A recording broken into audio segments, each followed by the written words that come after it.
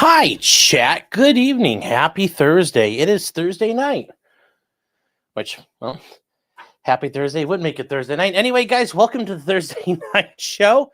If you're new here, welcome. My name is Sean. I'm a potential criminal.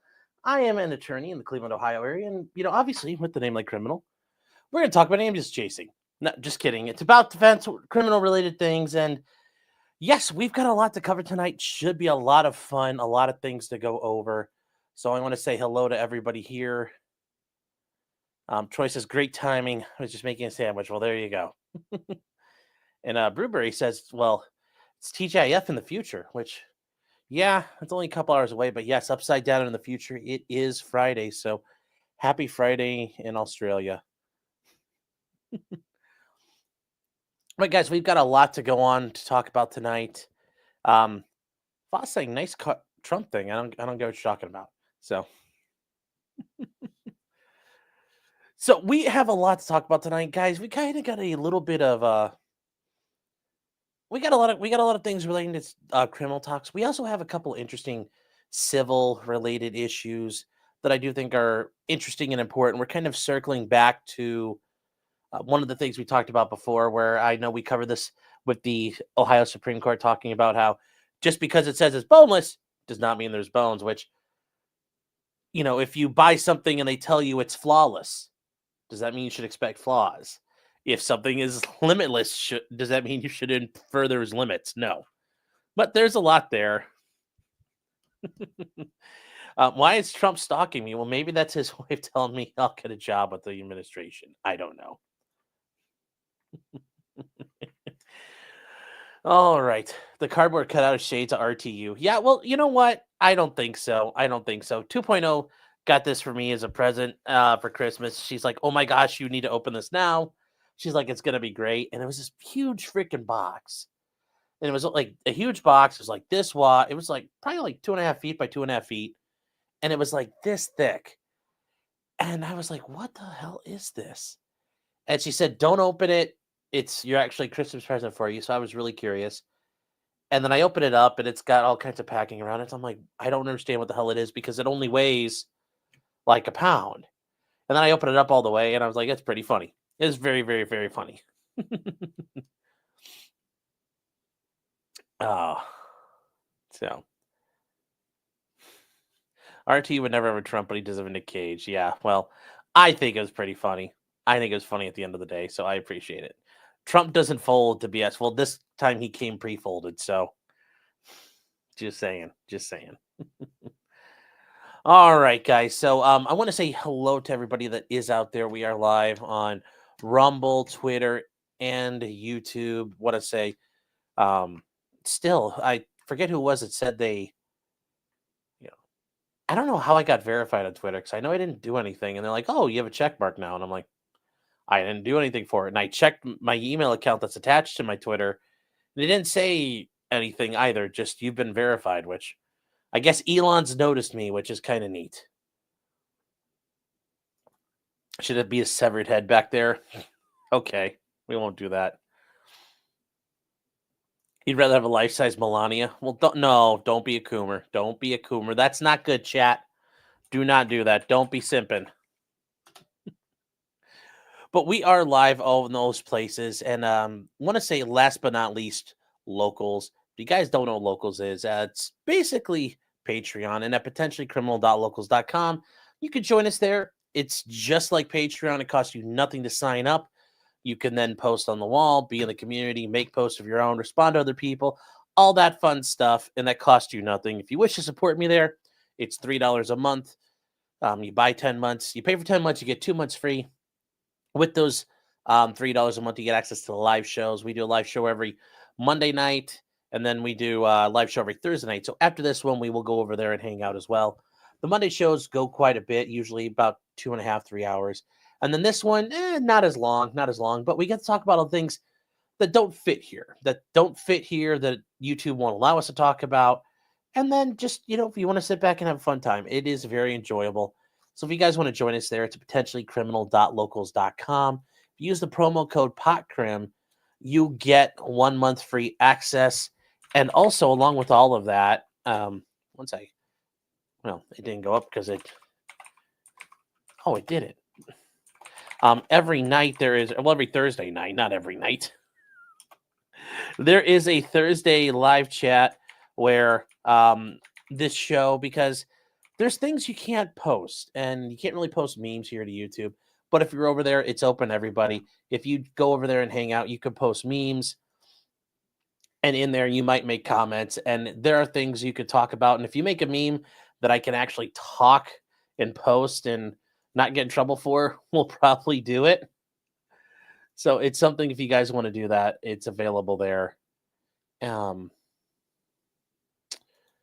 Why is this? Well, that was weird.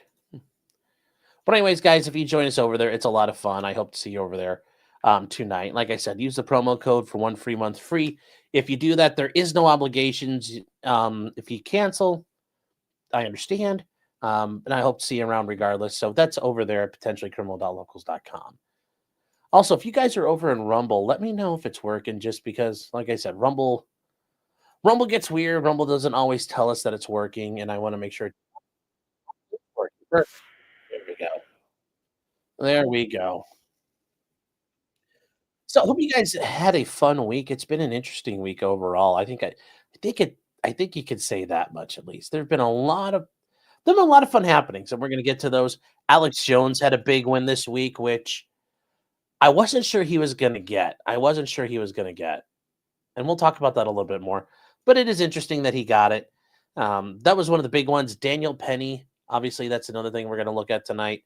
He got acquitted. And guys, that's always, a lot of people got upset about that one. But I do think it's very important. He did deserve to be acquitted. And, the reactions to it, I think, are very interesting. So we will get started with that. What are you guys all into? For comics, I blame my birth mother for everything. Hashtag says no license plates tonight. The license plates, I think, are necessary for special occasions. It's it's part of it being a thing, is you don't use it all the time. Otherwise, it just becomes a thing there. So Patty says, I wonder if the cutout has the ear scar. No, but you know what? That'd be funny if I went on there and just like took some scissors and just all over the corner. That would be very funny. That would be very, very, very funny. Rumble is good. Good to hear that. Thank you. And Ag, yeah, the locals chat should be up and running now. So, like I said, my apology there. But if you guys, like I said, if you guys want to go over there, you could post all kinds of memes and all things you're not allowed to post.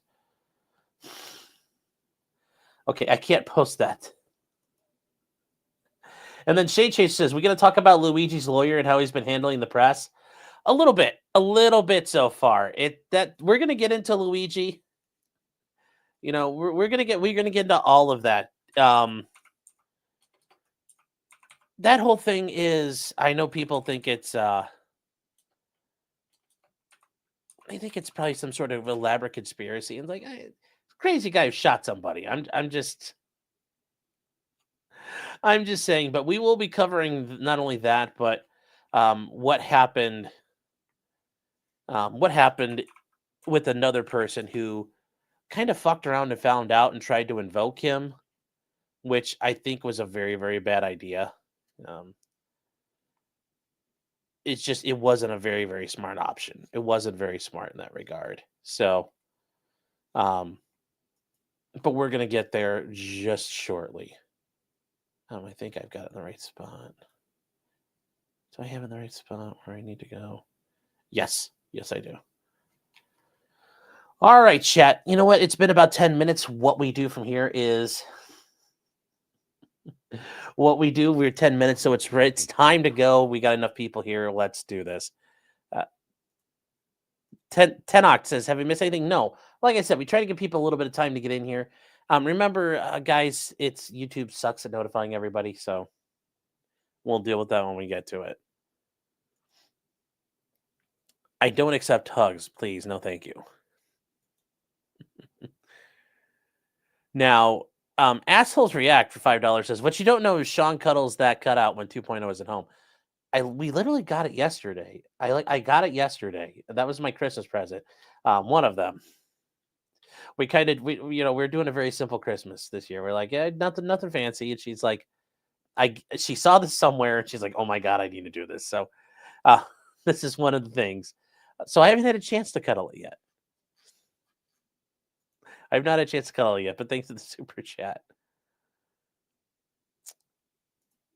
Did I see there's a Snoop Dogg Bowl in college football? No, I did not. I did not. That's like, if you're joking with me, that's very funny, but Snoop Dogg Bowl. Oh my God, it really is a thing. This is hilarious. This is hilarious, chat. This is a thing. This is a real thing. Jim says, well, we'll get to that in a second, Jim. This is a real thing. The Snoop Dogg Arizona Bowl, presented by Gin and Juice. Wow. Wow, that's so funny. That is so funny. You know what? What's not, guys, it's America in 2025. Like, what more can you ask for? What more can you ask for? Oh, good Lord. Good Lord. That's so funny. Oh, so ridiculous. Prism says the Pop-Tart Bowl is undefeated. Or I remember the Card Quest Bowl, all those fun things there. So, Jim says, am I going to leave the cutout there for court? No, when I'm in court, obviously when you're on Zoom, you can blur your background. The other apps, and not every court uses Zoom. The other courts, some of the courts use this thing called Whereby. It's just like Zoom, and who knows? It probably is it's a Zoom product. I don't know, something like that. A lot of those things, they all have a heavy blur in the backgrounds. I always blur out the backgrounds, and I will probably move that anyway, because even though it'll blur, it'll still might look like somebody's in the background or whatever. But no, I'll probably move it for the backgrounds.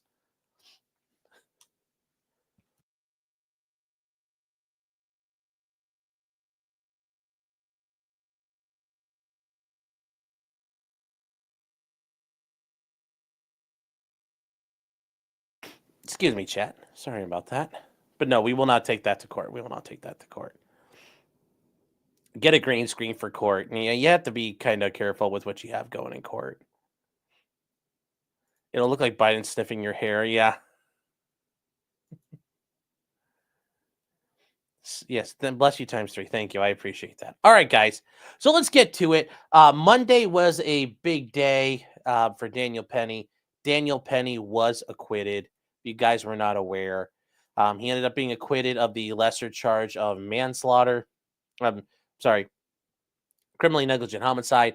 On Friday, the prosecution had dismissed the manslaughter charge against him, which I think was a bit bullcrap, especially because they did it in the middle of deliberations, because the jury had come back and said they were deadlocked on the manslaughter charge. Now, certainly the prosecutor thought that, hey, and I truly think they thought this was their game plan, we're going to dismiss this, and then hopefully they'll all agree on the criminally negligent homicide. And they took that gamble. Now, the gamble also was, the other way on that gamble is, well, maybe they don't like manslaughter and they don't like the other one. And I think they misjudged the jury, or they misjudged how this was going to work, because it appears it was 11-1 or 10-2 or some very lopsided verdict or totals towards acquittal regardless. And I think that's what happened there. And ultimately, did I freeze?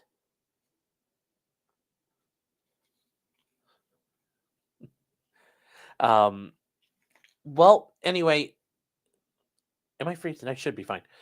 So that happened, and obviously we know now the jury apparently was heavily in acquittal. Now, what can we say? Probably if whoever those jurors were who were supporting the manslaughter certainly wouldn't turn around and say, oh, well, he's not guilty of this. I have a feeling, and this does happen when you end up being the holdout, you end up getting bullied by the other jurors. You want to go home after a while, or as I do believe, I think is a fair statement. Andrew Fleischman, he's an attorney I follow on Twitter. Really smart guy out of Georgia. he brought up a good point, and it very likely could have been this. If you dismiss the most serious offense and you're the juror who's the holdout, you're going to say, well, if they don't give a shit, I'm not going to give a shit. And then he says, fuck it, not guilty. That's also, I think that's actually a possibility there. We won't know. And I have a feeling none of these jurors are going to talk, or if they do, it's going to be after a while, because right now, I don't think anybody's going to talk about what happened there. And I don't think anybody's going to talk, because it's a very dangerous situation right now. If you were on that,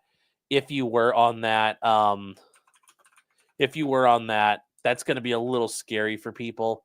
If I was on the jury, would I come forward at this point? I don't think so. I really don't think so. That would be a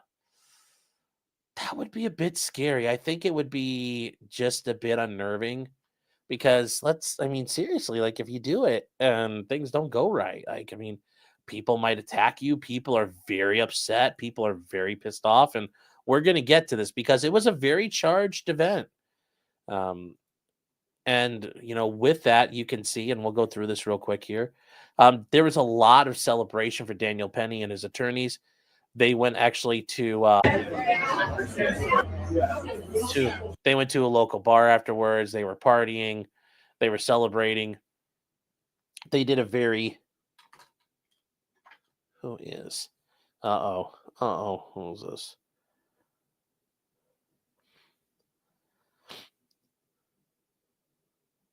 Oh. What? Oh, that's the thing I thought you sent me.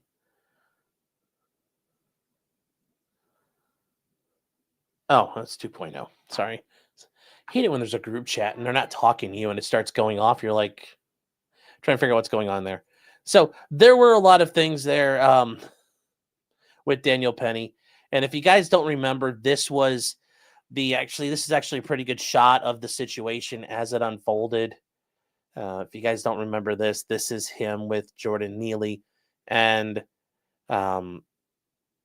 it still is very interesting that, this guy who's forcibly restraining Jordan Neely never got charged. He got immunized.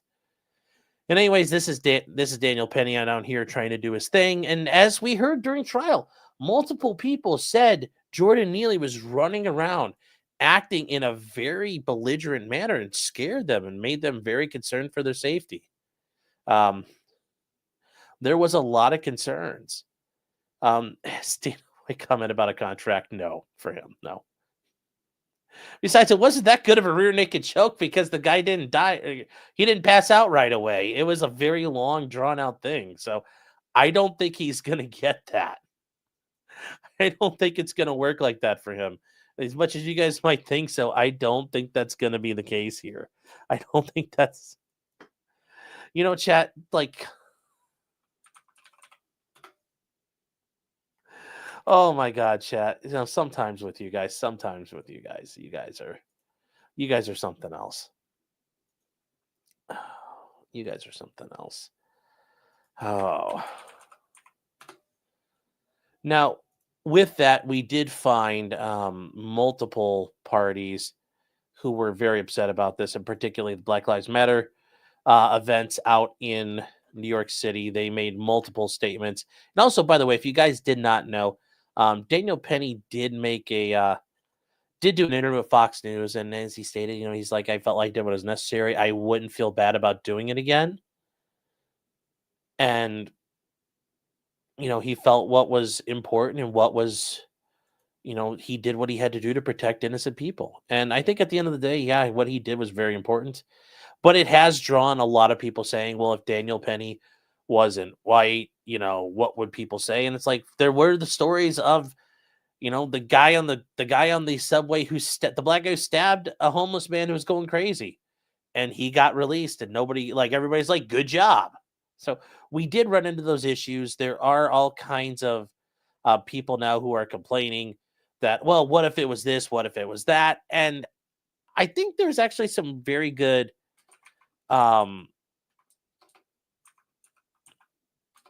lessons to take away from this, because there are this is actually a good example of what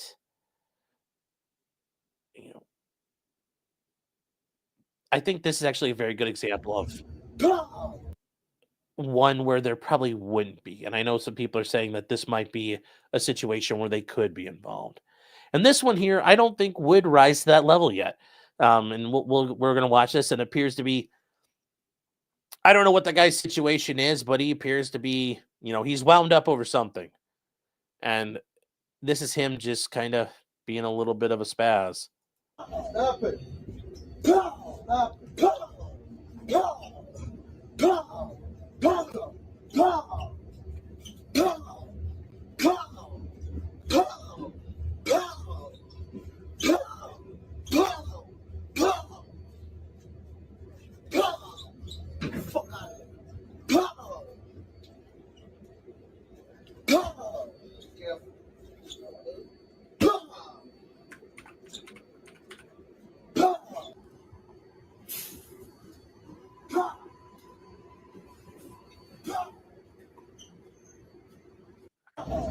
Now, guys, is that really, would this one be where you're worried for your safety? No, wait, hold on. I'm still going. Crap, why won't it stop? Now, is this one where you'd sit there and say, oh, I'm worried for my safety? Yeah, I'd be, you could say, oh, I was concerned he was going to punch somebody. Sure. But I think this one, it's clear. You'd say, like, well, there's no immediate threat at this point. He's, this guy, whatever issue he has, he's kind of shadow boxing the door. So, no, in that situation, if Daniel Penny had jumped up and got involved, no, I think I'd be one of the first people to say, like, yeah, you probably shouldn't have done that. So, I've seen people try to bring this up as like, oh, well, what if this happened? What if that happened? But this isn't that situation. So, I think that as much as people are getting upset over this, I think Daniel Penny acted very appropriately. I was about to say Jordan Neely acted appropriate. I'm like, well, no, he didn't, because that's why he got killed. So, no, that didn't happen that way. That did not happen that way. There were other issues there. There were BLM made multiple statements in the aftermath. And if you guys have never seen this before, it's more of the same of the hollering and making noise where you're like, well, what's going to happen here? What's their actual concern? What are they trying to do? And we'll turn this up just a hair so you guys can hear it. This is one of the Black Lives Matter leaders. This is actually the guy who before, when he had talked, he was wearing the Dolce & Gabbana jacket and all the nice fancy designer items. And you're like, buddy.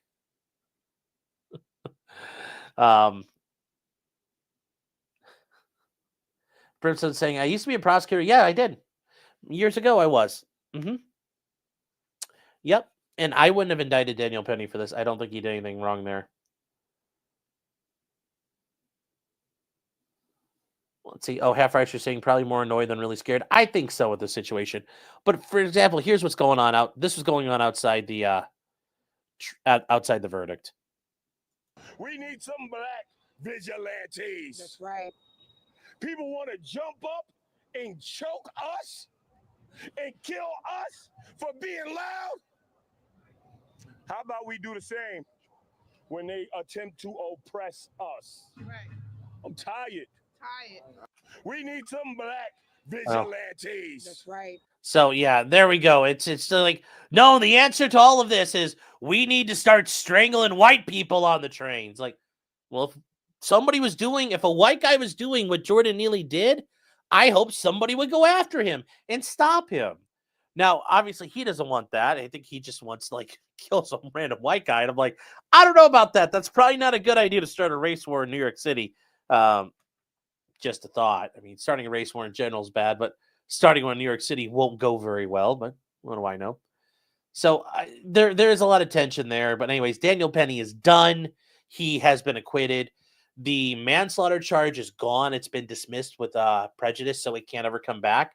And that's actually, a thing you can do. Remember, you guys may not have liked that, but at the end of the day, the prosecutor always has the right to dismiss charges at any point, because they can get rid of them. But now, once it gets to the jury, dismissing it has more serious consequences. So Daniel Penny is completely acquitted. He is completely done. They can't come after him anymore for new criminal charges. Jordan Neely's family is claiming they're going to sue for wrongful death. And I don't see how they're going to win that because remember there were other issues there. Um, but like I said, it's something they may do. Something they may do. C says go on to a New York subway. It's been a while since I have, but I really don't feel the need to or want to. It's not nice. Like I don't want to go down there. There are people getting shoved on the tracks. Like I would rather not. I'd rather not.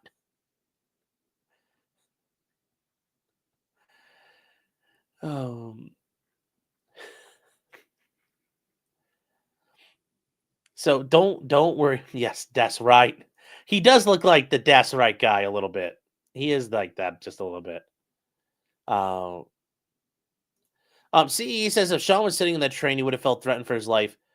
Not by that guy who's like, I would have felt concerned, but it wasn't. I don't think it's rising to the same level as what Jordan Neely was doing. Remember, guys, you have to have certain levels of like action and presentation. Like and Jordan Neely running around threatening everybody, saying like, "I don't care if I go to jail" and all that. Yeah, that was different. I think that guy, sure. And then clearly, as he walks over and starts, trying to punch the door or whatever, like, yeah, he's being crazy. Would I feel comfortable with it? No. Like that's the difference here. I'm trying to tell you. I wouldn't have liked it, but there is only so much you can do at times. There is only so much you can do at times.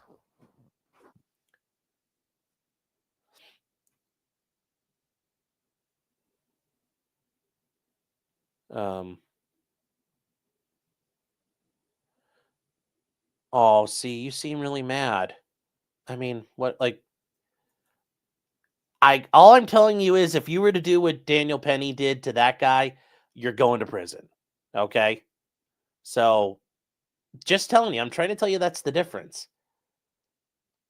You can maul and cry and seethe and cope all you want about it, but if you did what Daniel Penny did on that fact set, you're going to prison, buddy. So, I would just not recommend to do it unless you're willing to take that risk.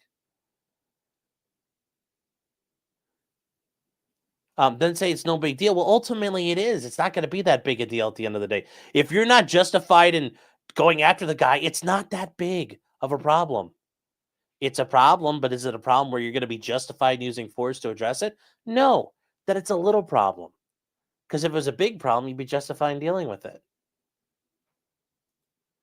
Half Irish says, how can they sue? Because they're the family. I mean, you can file a lawsuit for any reason. Whether or not it works is a separate matter. Jordan's life was worthless even to them. I mean, it wouldn't be the first time. I mean, if he had walked across the street and got hit by a bus, his family would be suing. I mean, you'd like to argue that they're doing this for altruistic reasons, certainly, but remember, money makes the world go round. Certainly, they're not going to turn down. They wouldn't turn down a couple $1 million if it was offered to them. Just like anybody else when tragedy strikes their family. Oh, this is about getting justice. Well, the couple $1 million doesn't hurt either. Now, in this situation, they're not going to get it. Daniel Penny probably doesn't have any kind of money like that. He doesn't. It's not like he's insured, and it's not like the city's going to pay out.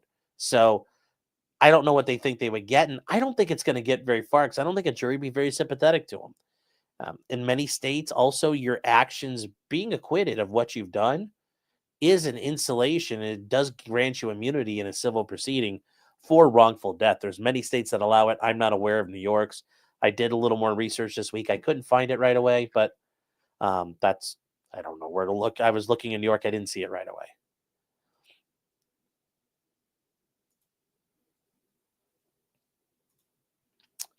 Patty says, who can charge the DA with something? Nobody. Daniel Penny said, like, I want to sue them. You're not going to get anywhere. It's prosecutorial immunity.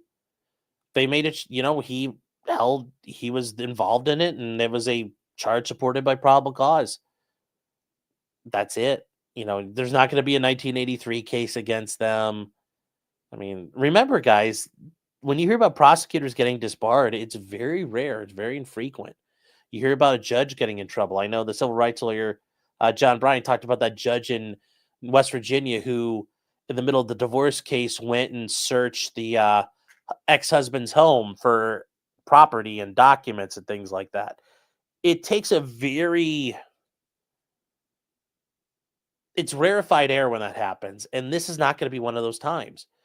Any federal court is going to say the prosecution was within their rights to do what they did, and they're not going to get they're not going to get stripped of their immunity. The judge isn't going to get stripped of his immunity. I'm just telling you guys what's going to happen. It's not going to work. Nothing's going to change there.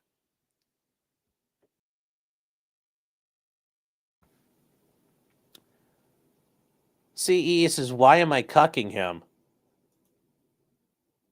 I'm not sure how I am, but please feel free to explain there.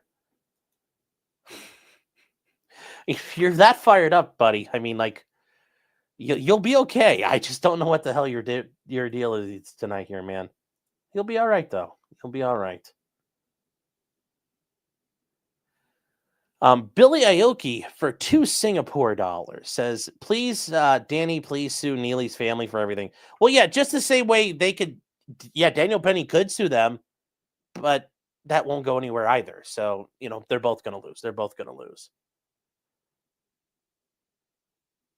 I can fathom a different opinion, but just the reeing is not something I can fathom. Like, what is the actual opinion? What is the actual opinion? It doesn't really, going ree. That I need more than that. You have to provide more than that. So yeah, Daniel Penny went to Alvin Bragg. It's not going to go anywhere. It's not going to go anywhere. Not going to work. It's going to lose. I'll tell you right now. Just it's not going to win.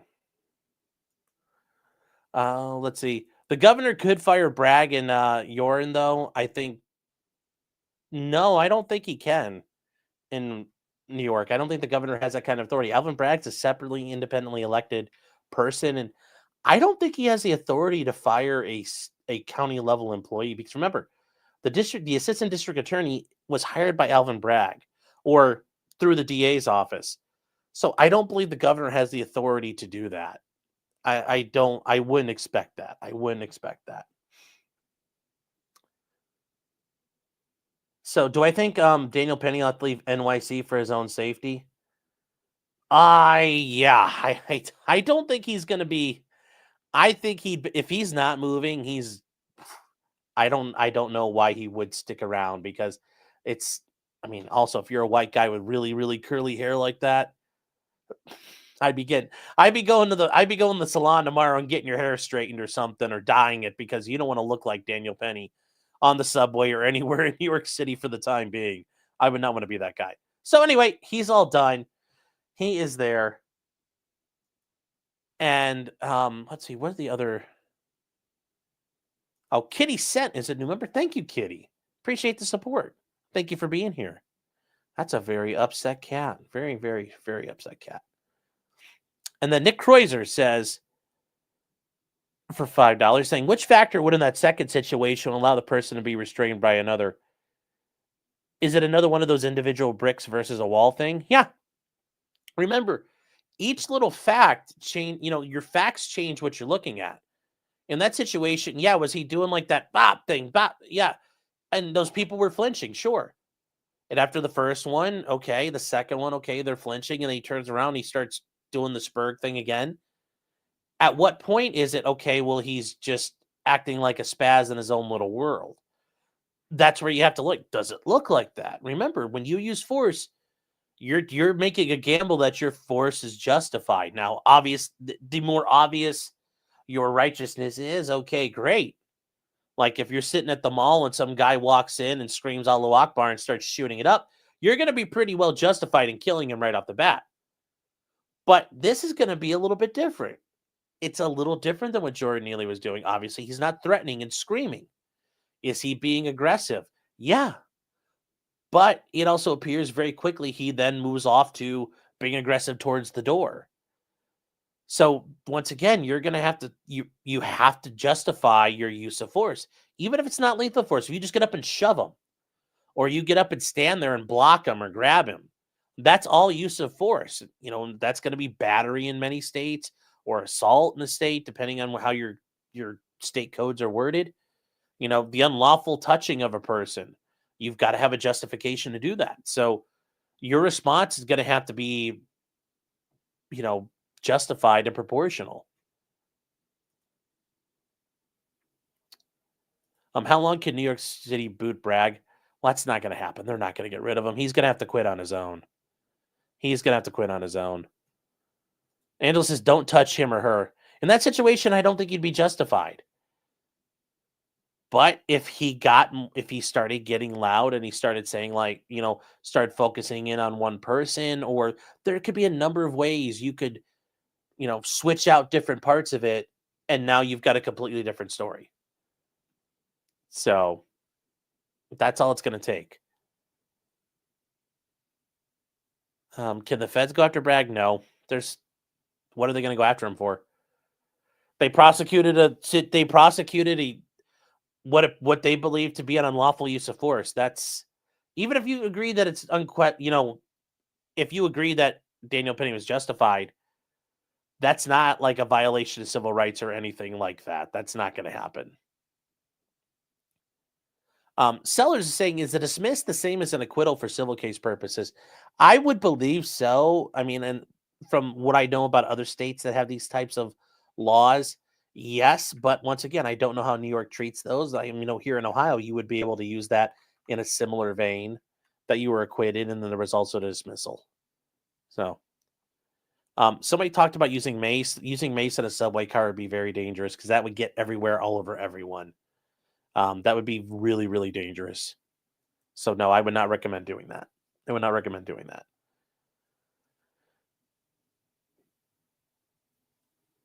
Now, moving on from there, guys, to other things that happened.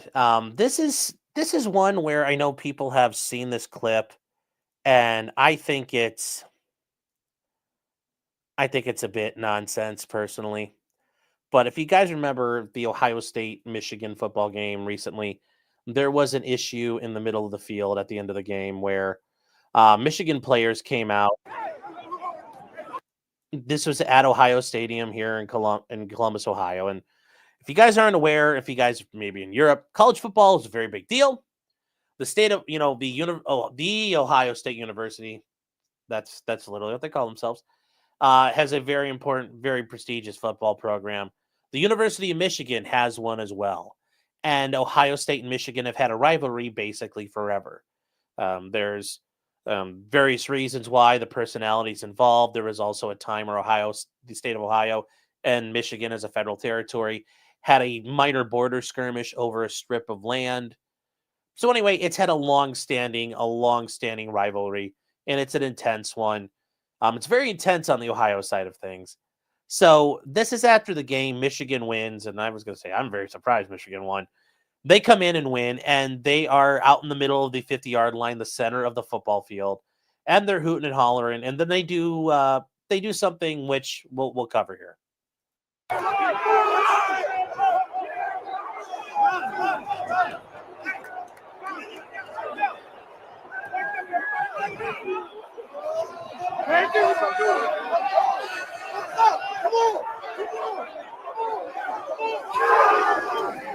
Now they planted, that counts as planting the flag. And it's basically a big fuck you to the other side. Like, this is our house now. We won, we took over. And as you can see, there are a bunch of guys in red. Well, the guys in red are from Ohio State. And as they show up here, they come over to these gentlemen in white and say, we disagree with this. And Gigi's saying, is this as big a rivalry as Oklahoma and Texas? Oh, it's bigger than that. It's bigger than that. It is far bigger than that.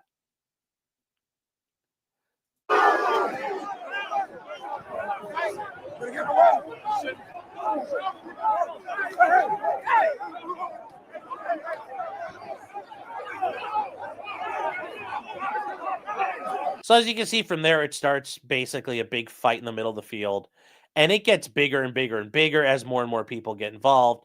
And it ended up with the police having to pepper spray guys from the University of Michigan, which I think is funny because it's Ohio State campus security and highway patrol members that were on the football field, and they were macing the Michigan guys only. Nobody from Ohio State got maced, and nobody was arrested. But this kept on going. And they broke it up, and everybody kind of went their way.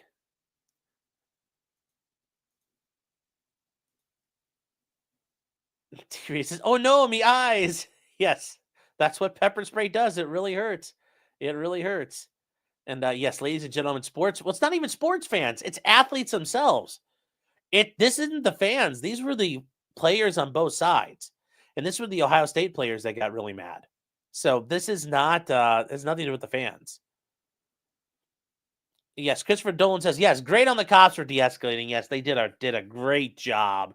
Great job at de-escalating, making sure everybody was safe and protected.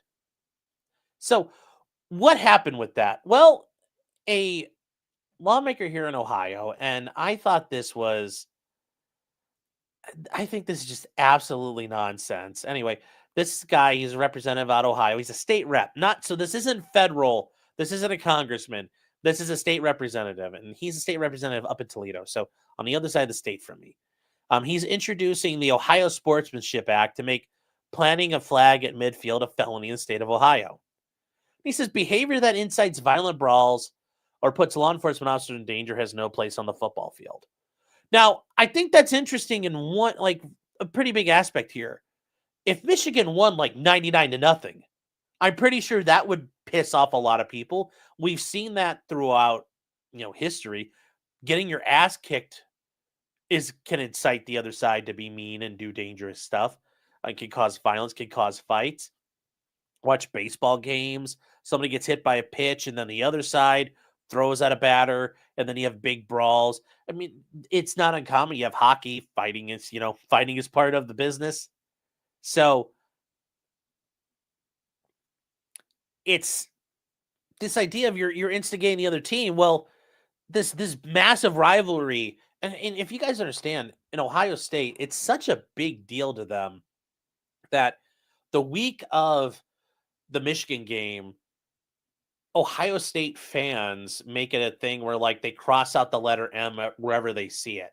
So I've been in places before in some towns where, like, the street signs, like if it's Maple Street, you'll see somebody come up with like a piece of duct tape, and they'll literally just a piece of red duct tape, and they like slap it on the M so you can't see it because Michigan starts with M. Like that's how ridiculous the Ohio State fans get about it. They say, like, they don't refer to it as Michigan. It's that state up north, that team up north. So they take this a lot more seriously than Michigan does. To Michigan, it's a football game. To Ohio, it's some sort of existential conflict. Oh, yeah, they ruined the letter M. I've seen people. There are people who do that. And yes, they treat the letter M like it doesn't exist, which, it's very much, why don't you just treat the letter M? It doesn't exist this week. Now, what do they do? Well, this guy actually did introduce the bill. He did introduce the bill here. And, you're just like, is this really what we need or want in our, is this really what we want to see? I didn't realize he had actually done this already. And he says he was going to introduce it, but he did. But this is just ridiculous. This is ridiculousness. So it's very simple. It's a very straightforward bill. And I think this is just, yeah. Anyways, we're going to get to it. So, and it says, this law is proposed that they want to introduce section 2927.18 of the revised code. So that's the laws here in Ohio. That's saying no person shall plant a flagpole with a flag attached to it in the center of the football field at Ohio Stadium of the Ohio State University. Now, the people who Ohio State fans are going to get mad that the and then state and university are not capitalized. On the day of a football competition, whether before, during, or after the competition, whoever violates this is guilty of a felony of the 5th degree. Now, a 5th degree felony in Ohio is punishable by anywhere from 6 to 12 months in prison. Now, there is a very big presumption for probation. But think about this. If you planted the flag,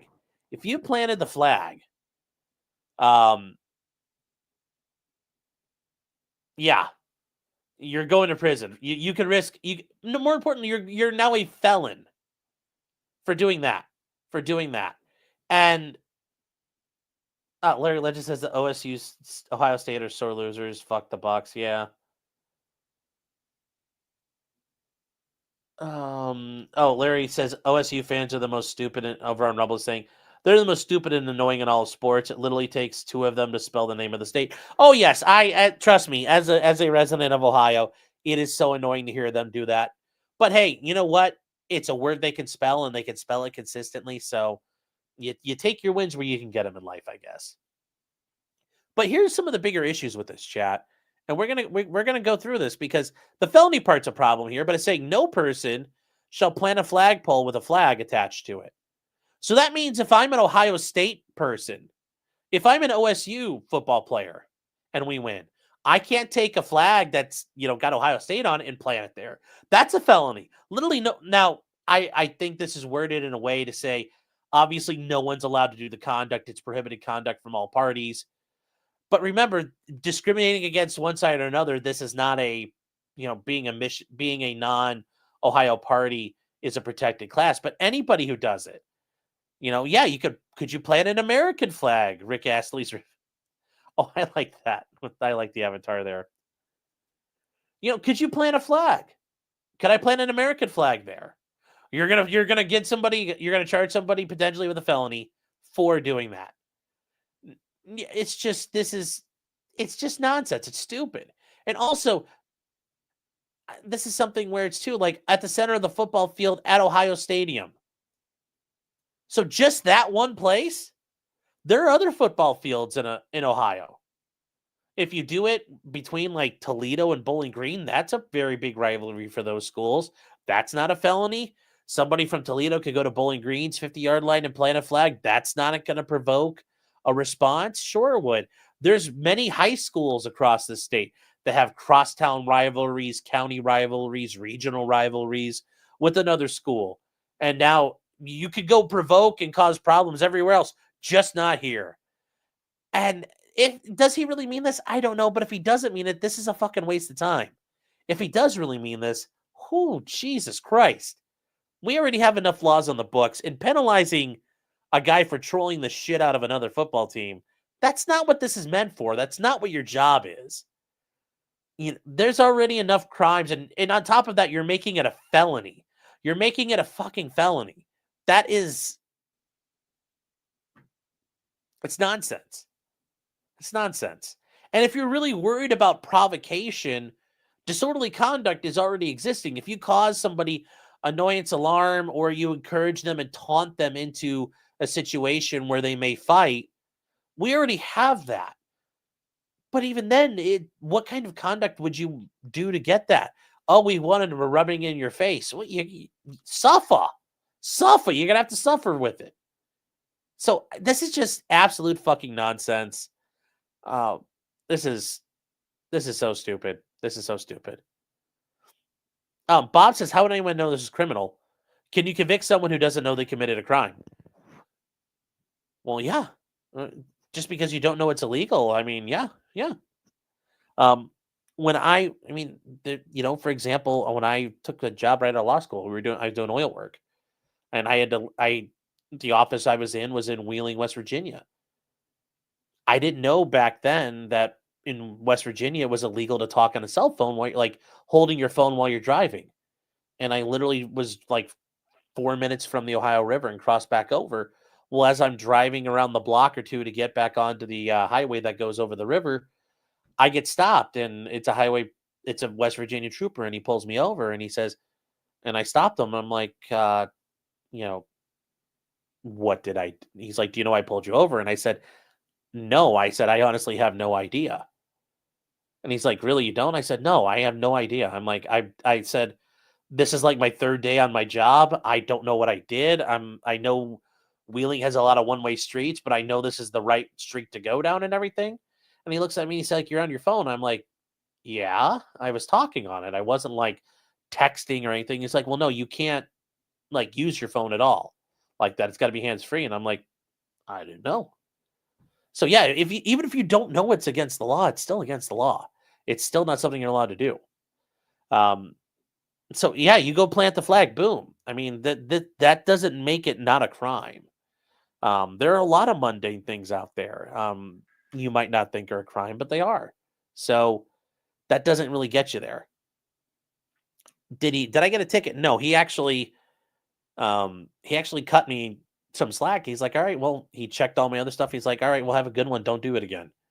And yeah, for then on, I never did it because yeah, apparently it's a very big deal in West Virginia, which is very weird. You wouldn't think that'd be the case in a state like West Virginia, but apparently it was a law. It's been a law for a while. I didn't know that. So it doesn't, the idea you don't know the law exists doesn't make it any less of an excuse.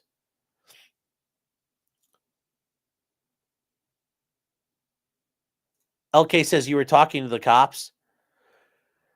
Yes. Yes, I did.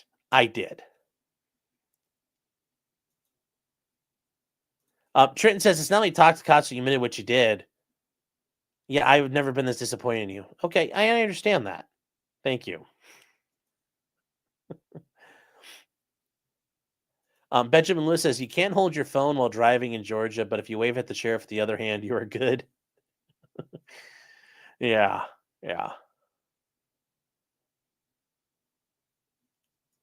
Salty Student says Ohio State fans are constantly proving they're the softest fan base in history. Yes, they are. Yes, they are.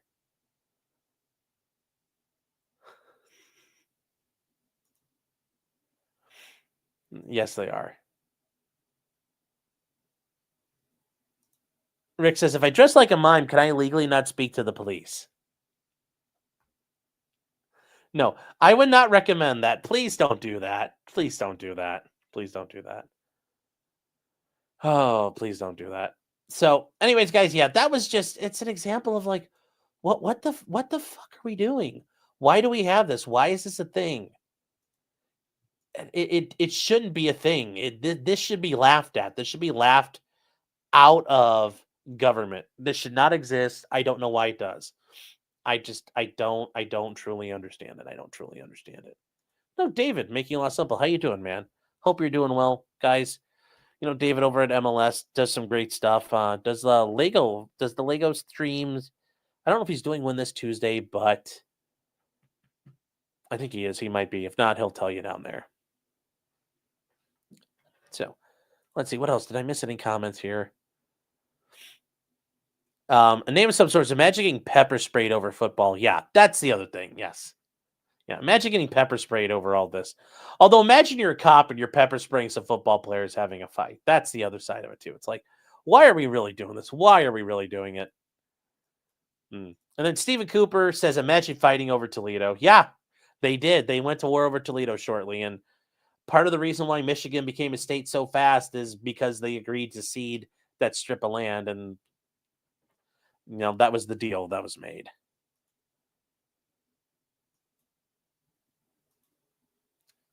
Let's see here. Demon's Wrath, what is this? Oh, I can't do that one. Demon's Wrath, that's not funny. That's funny, but Sleazy, I can't. Jeez. Guys, I'm not going to show Terry Davis quotes from locals. I can't do that.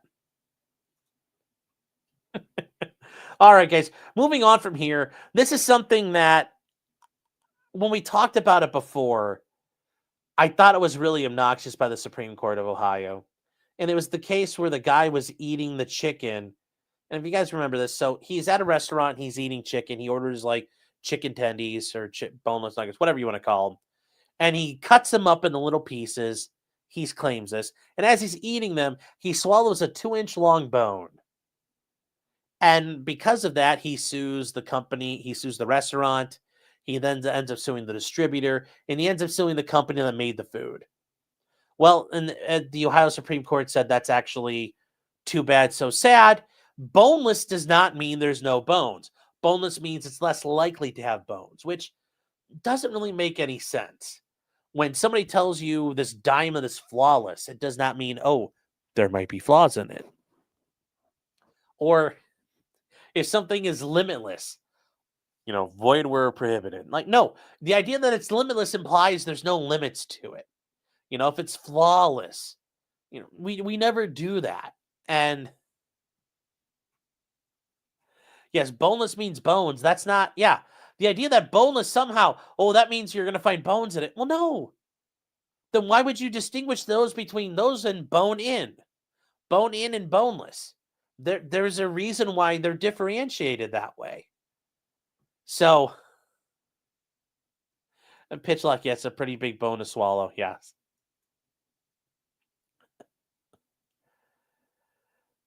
So anyway, he sued, and the Supreme Court of Ohio said, sorry, that doesn't,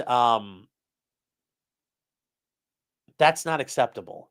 Sorry, you should have assumed there were bones there. You assumed the risk by eating chicken tendies. And I remember reading it, and I'm like, this is stupid. And the Supreme Court of Ohio got heavily mocked for it. Well, there was the final chapter in this case right now is... The final chapter in this is the Ohio Supreme Court is not going to reconsider the boneless chicken wing case. Now, I'm not going to go through the entire thing here, the actual ruling that they did, but the Supreme Court denied the request to do it. And even though reconsidering a case, it's really hard to get that to happen. It's very, very, very hard to accomplish. Getting a court to, rehear your thing and reconsider the case, they've already made their decision. And if they do that, it's just not common. It's just not common. And it shouldn't be. It should be very hard to get it. And as they did it, the court denied it completely. The court unanimously denied that action. And they made their order, and they did that. And it's just, you're like, but why? But why? Why would we do this? Why would we do this? And it's just, why would it be done this way? Why did it have to be done this way? And you're just, it's just complete nonsense here. Just complete nonsense.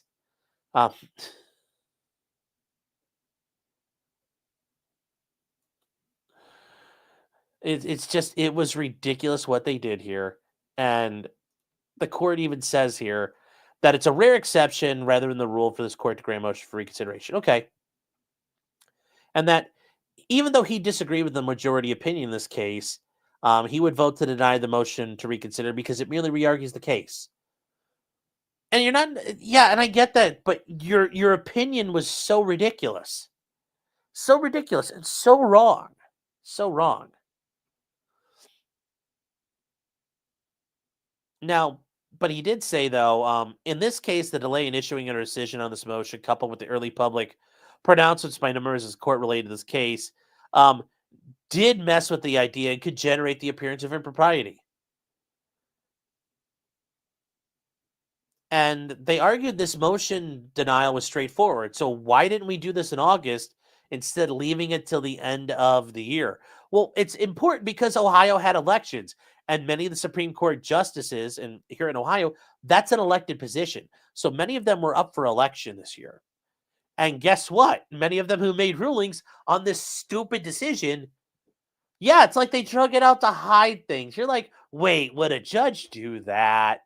No. Would a politician never do that to protect their ass? No way. They never do such a thing. They did. And, he did also further argue, the Ohio Supreme Court's a court of law, not of temporal public opinion. Yeah, but still, this was stupid. And yes, he did point out, we received unprecedented media attention after the statement boneless does not mean that one should be surprised to find bones. And the judge is saying, yes, it's been rightly subjected to ridicule.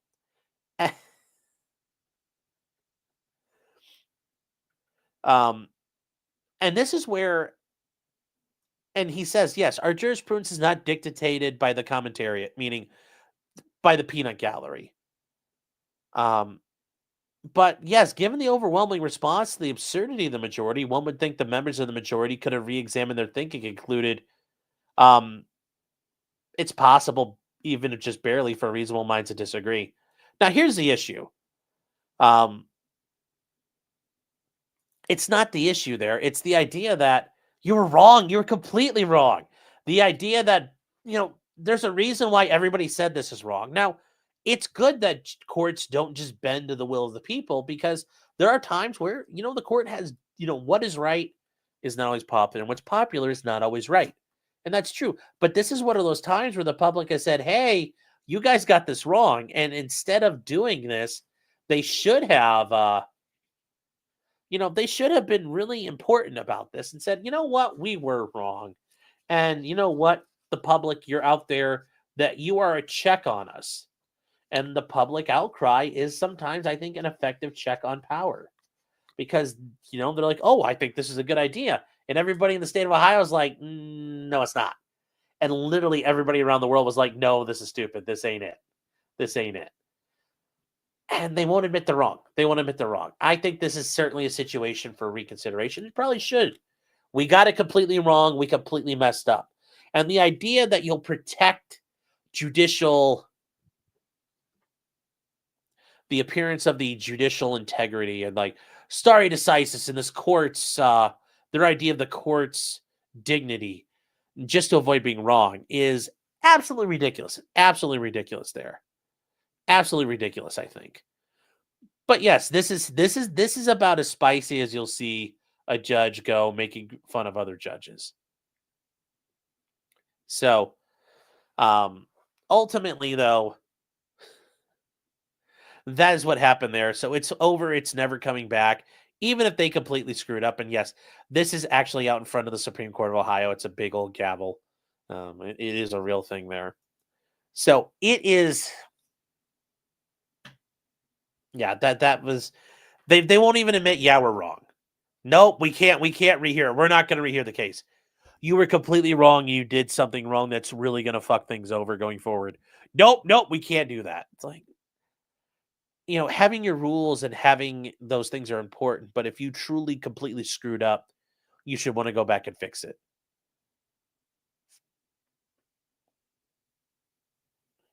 Trump once says, how many bones can boneless meat have before it's considered bone in?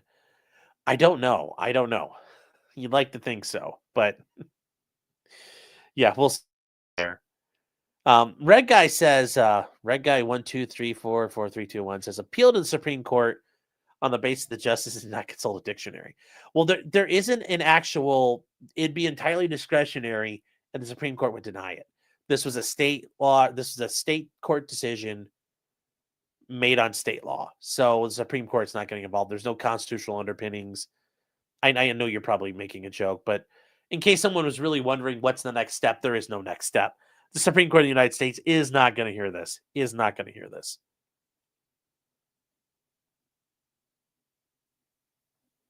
Lesko says, how did they come up with their conclusion again? I forget. We went through it, though. But yes, the argument, is like, oh, well, boneless does not mean that it's free, like without bones. And I'm just like, that's not right. That's not right. Wanda says, right is wrong. Right is right, wrong is wrong. Can we get back to simple, real in life? Yes. I agree. But, the court does try to avoid going back on things. And I understand why they have that rule. I understand that, we normally aren't going to be swayed by public opinion. And if you do it once, they're worried, oh my God, we're going to start doing it all the time. Yeah, but you really got this wrong. And this could have wide-ranging problems and issues going forward. Like, this can change, a lot of things and how people pursue legal issues.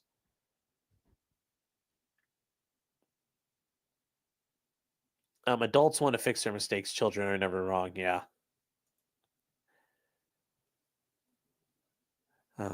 Alex says the next step is voting all the Ohio judges out.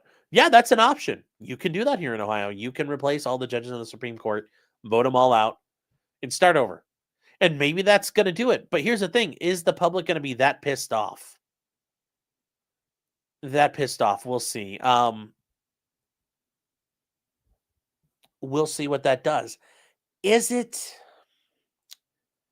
While people are like, oh my gosh, this is stupid and ridiculous, is it something that's truly going to generate the outcry of the people? They're going to remember this and say, remember the tendies, remember the Maine. It's going to be their battle cry, boneless tendies. And no, they're not going to. So they'll survive this, they'll weather the storm. It's a 24-hour news cycle. They'll be pissed about something else going forward. Gabe saying, hi, securities law is your thing. I do think it's interesting, securities law. And Elon Musk is trying to get in front of a Wells notice from the SEC with his tweets. Sent me an email. All right, I'll take a look for that. Take a look at that. Thank you. Good to see you, by the way. The taco man. Yeah, well, but that's the thing. Like, you guys laugh at these things, but we have to define words, and that's why we talked about before, like in Fort Wayne, the court had to rule on whether a taco is a sandwich, and the guy's like, I mean, it is. It kind of is a sandwich. It's a Mexican sandwich. So they were all. We need the Tendy verdict. Oh yeah, Trenton, you're saying they said boneless with method cooking, not literally without bones. Yeah, but still, I think that was Is that what they? Yeah, I think that is what they said. You're right. You're right. You must remember that better than I do. I'm glad you remember it. But yeah, it was absolutely nonsense. It was absolutely nonsense.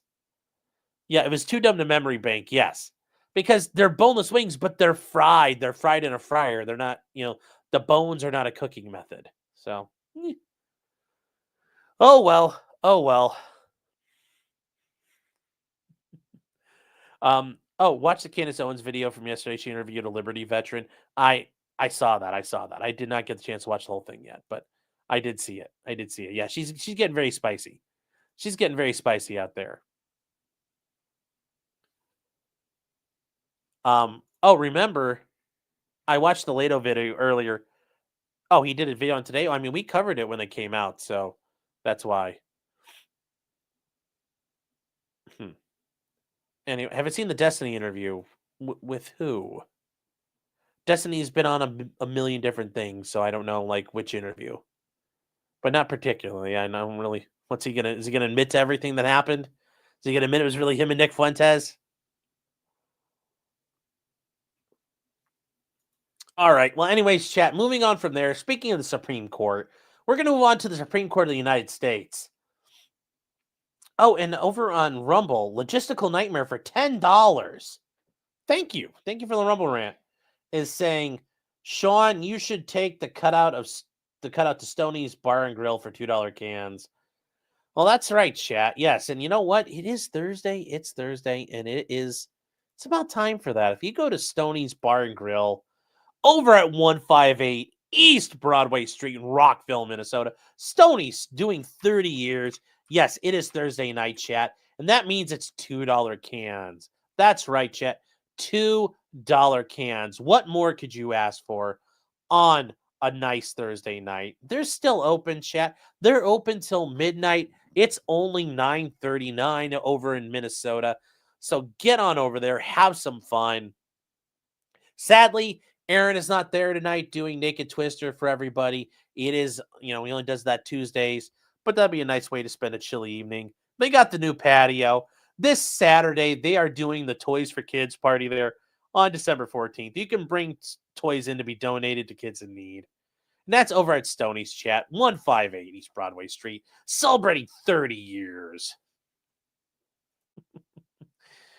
Oh, Snoopy also says over there, you've never encountered Georgia fans and Georgia Tech fans. I know that's a whole thing. Yes. TV says there's no steel toe tonight. Ooh, interesting. Aaron's had a long day, and we'll get to the Rekieta. We'll get to the RQ updates in a minute, chat. We'll get to the Rekieta stuff in a minute. So, moving on to the Supreme Court issues, the United States Supreme Court had some happenings that went down, and the first one we're going to talk about is involving Joe Neerman. Good Logic, you guys know him. He is a friend of the show. And Joe had filed in the... why is this not... And this is in the emergency application he filed for a stay in the case where Good Logic was versus Judge Merchan. And he went forward and filed his emergency application for stay with Judge Sotomayor because she is the justice writing circuit for the Second Circuit. Well, that actually got up to SCOTUS, and it actually had some interesting happenings. So if you guys see, it was an application for a stay, and it was submitted to Justice Sotomayor. And if you guys don't recall for Joe's situation here, Joe was involved with This is part of the Trump case. If you guys remember the name Merchan, that's Judge Merchan, Juan Merchan. And this is whether the Supreme Court should vacate the gag order imposed on Trump by Judge Merchan. And this is, Joe filed this stuff and he started it going. And if you guys remember, he talked about being in the hearing or two he already had over in court in New York City. And as it got denied initially by Justice Sotomayor, it had a bit of an interesting thing. It got refiled and submitted to Justice Alito. Well, and then it got going, and then it got referred to the court, and it got distributed for a conference, and then it got denied. So, you know what? Hey, he got, it went somewhere, Chet. It went somewhere. But it got denied. The court did not decide to take it up. So, sadly for Joe, it didn't work out. But hey, guys, he made it happen. He got his stuff to the Supreme Court. That's not easy, and getting it back in front of everybody, that wasn't easy either. So, nice try, Joe. I do think it is bullshit the way Judge Merchan did put a gag order on President Trump, but we'll see. We'll see what happens going forward.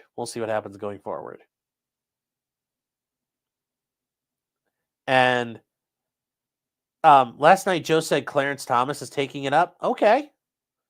Well, there we go. That'll be interesting. If Thomas can get it going, that might be different then. Good for him. Good luck, Joe.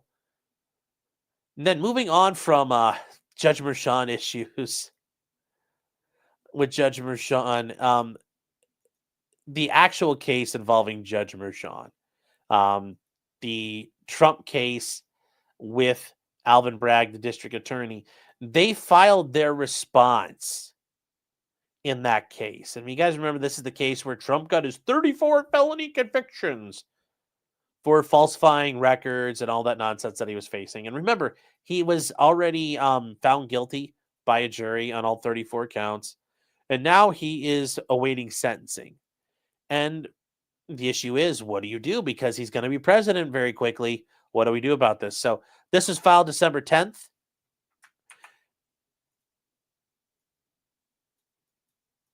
And if you guys, I think we brought this up before. The Supreme Court of the state of New York, remember, this is the trial court in New York. Remember, that's what they call it. And the county of New York is where Manhattan is located. That is where this started. And then Part 59, I actually had to ask Nate the lawyer one day about that. And he says, that just means Court 59. So, that's New York City. There's going to be a million judges there. So that's what Part 59 means. Not that there were 58 other parts to this. Filed on December 10th. And it's the people, meaning the prosecutor, the state's opposition to the motion to dismiss, filed by Alvin Bragg, district attorney for New York County. Once again, that is Manhattan Island. Remember, each one of the boroughs has its own county. And this is a long, long thing. It's 82 pages long. We're not going to go through all of it here, but we are going to address some of the more important parts to this. Because I do think there's some of this that is, at least so you can see what their arguments are. Once you can see their arguments are. When you get to what are they actually looking to do here, and they're saying that currently he doesn't have immunity as president-elect. And they're arguing that his status of president-elect requires him, you can't do anything about it. It doesn't matter. And they point out that Article 2 vests the entirety of the executive power in the incumbent president. And it does not extend to the president-elect. It does not extend to the president-elect. And they're citing United States v. Trump. And I think that's fair. Just because you've won doesn't mean that's an official act yet. You're not officially sworn in. You haven't taken over. And they point out that only the incumbent is charged with the performance of the executive duties of the Constitution. So they point out he is not yet president. Okay, that's an argument. It's not the most outlandish argument they could have made. And he says there are no Article 2 functions that would be burdened by ordinarily criminal process involving the president-elect. Now, they do go on. They talk about other things that are set here. They do make some arguments. And they say, finally, the criminal charges for which the defendant was convicted in this case stem exclusively from the defendant's unofficial acts, conduct for which there is no immunity. I don't know about that. I don't know if all of it, some of it is certainly going to be, but not all of it. Not all of it is immune. Or not immune. I think some of it is going to be immune ultimately when this gets reviewed. It's just a question of how much. And I mean, that's aside from the other issues that exist about whether or not they had the proper necessary burdens of proof, whether or not there were issues with the state and how they presented their evidence and they met their burden of proof. And I think a lot of things Judge Mershon did introduced error. Those are all separate issues, guys. I'm just talking about this issue of whether or not it's an official act. Now, they also make arguments that the intergovernmental immunity does not apply here. And they're making an argument based on the supremacy clause of intergovernmental immunity, which, says the states cannot regulate the United States directly or discriminate against the federal government. And this goes all the way back to McCullough v. Maryland. It goes all the way back, chat. So the states may not directly obstruct the activities of the federal government. And they're trying to make an argument here. But they're arguing the state is not discriminating against the government when it deals with someone unless it treats someone else better than it treats them. And they're not. And they just argue that they're asking them to apply with pre-existing court deadlines just as the state expects every other criminal defendant, does not discriminate against the federal government or treat itself someone better than it treats them. Yeah, but it is obstructing the federal government. It is causing problems with the federal government. It could if they tried to put Trump in jail. That would cause problems for the federal government. To argue it wouldn't, I think this argument's probably not the best one. I think what they made above, arguing about official acts and arguing that Article 2 doesn't cover the president-elect, is far more persuasive. It's far, far more persuasive. It's far more persuasive. But I don't think it does as much as they think it will. I don't think it helps them as much as they think it will. And they argue a couple different things here. And these are some arguments. And this is what I think that'll probably happen. I think this is very likely as an option here. And they say, assuming the judgment hasn't been entered before the immunity attaches, there are lesser remedies than dismissal that would address the problems. So they don't dispute. And here's the thing. They notice that they agree upon his inauguration, a sitting president should receive accommodations during his time in office from state criminal proceedings that follow a trial conviction based on the conduct. And that, at least they're being honest about that. They're saying once January 20th, we can't do anything till January 20th of 2029. We can't do anything.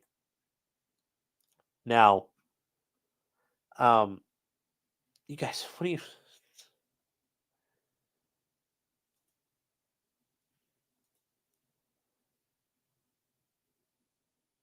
You guys are ridiculous. Sean is drunk. That's why I'm rubbing my eyes. No, I got really bad eye boogers tonight. Don't know why. This is it there. Now,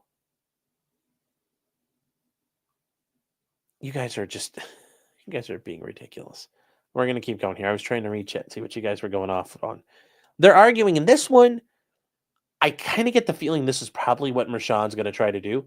Then it gives Trump 4 years to figure out what's going to happen. And Mershon can kind of like wipe his hands of it. And like, if something happens in the meantime, he can go, darn it, and say, guys, look, I tried. This proceeding could be stayed until the end of the defendant's forthcoming term. And they say first, this could be simply stayed from the date of the inauguration until his term in office is over. If Trump is sentenced before inauguration, such a stay would merely place the appellate proceedings in abeyance. And they say if the defendant takes future steps to stay his sentencing and succeeds in doing so, such a stay would delay his sentencing until after the end of his term. Yeah. Yep. So that would be an interesting way of handling it. It's one way to do it, which I kind of get the feeling that Mershon's going to try that. So they say the stay would be consistent with the Office of Legal Counsel from the DOJ. It says the immunity from indictment and prosecution for a sitting president would generally result in delay, but not the forbearance. Which it does make sense why they would try to do this. It makes sense why they would try to do this.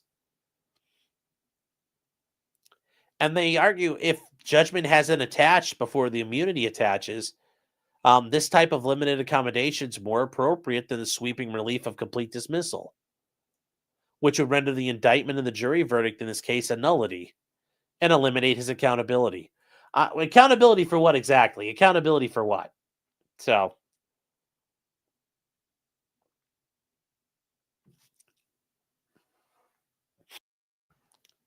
I still think that there's, like I said, I think there's a lot of issues Trump can appeal on. But if he waits his sentencing out until afterwards, you can't appeal because the case isn't over yet. So he can't appeal all those problems. Now, maybe Trump is holding the federal government would just step in and crush it. Certainly that could be an option. I don't know if that's going to happen. And the other thing is, even if the federal government does try to come in and say, oh, you can't do anything about this, and various courts say, done, I don't think the courts in New York are going to say, oh, okay. They're going to say, fuck you. We're going to keep doing this. And that's just honestly what I think they're going to try there. But that said, they argue that there's no legal barrier to the stay of the proceedings. If Trump is sentenced that only his appeals remain pending at the time of his inauguration, there's no limitations on an abeyance. New York's appellate courts provide generous deadlines for briefing. And it's routine for appeals to be decided years after sentencing, even without a formal stay. And that's also true. Look, if we sentence him now and then we just deal with the appeals, think about, guys, we talk about this with some of these other cases, Nicholas Cruz, Darrell Brooks. How long is it going to take these guys for appeals to get done? I mentioned this before. Appeals on basic, simple stuff. You're looking at, for example, a guy who ends up pleading out and gets convicted and the judge sentences him in prison. Appealing that alone, that could take the better part of a year on its own. And think about this Trump case, how many documents, exhibits, how long it was. It was weeks. This was years in the making of hearings and work. And remember, his attorneys, they're now going to be working in the administration. So they're not going to always be available. Trump's going to have to get new counsel involved. And the transcripts and all of this, that's going to take a ton of time. But remember, in the meantime, it's all in abeyance because everything's been put on hold because he's president. And the Court of Appeals could very likely say, we're just going to pause all of it until Trump is out of office. Because in the meantime, trying to have him worry about his appellate case while he's president is detrimental, does get in the way of him doing his job. He'll be thinking about his appellate case rather than being president. So we're going to pause it. And courts do that. Courts will grant deadlines. They will pause things in the interest of justice. And they could easily do it here because this is a very rare situation. This isn't a common one. This is not one that you normally have to deal with. So I think this is an extraordinary circumstance, which calls for, an extraordinary, abeyance would make sense. And they also talked about affirming conviction more than 6 years after sentencing. That happens sometimes.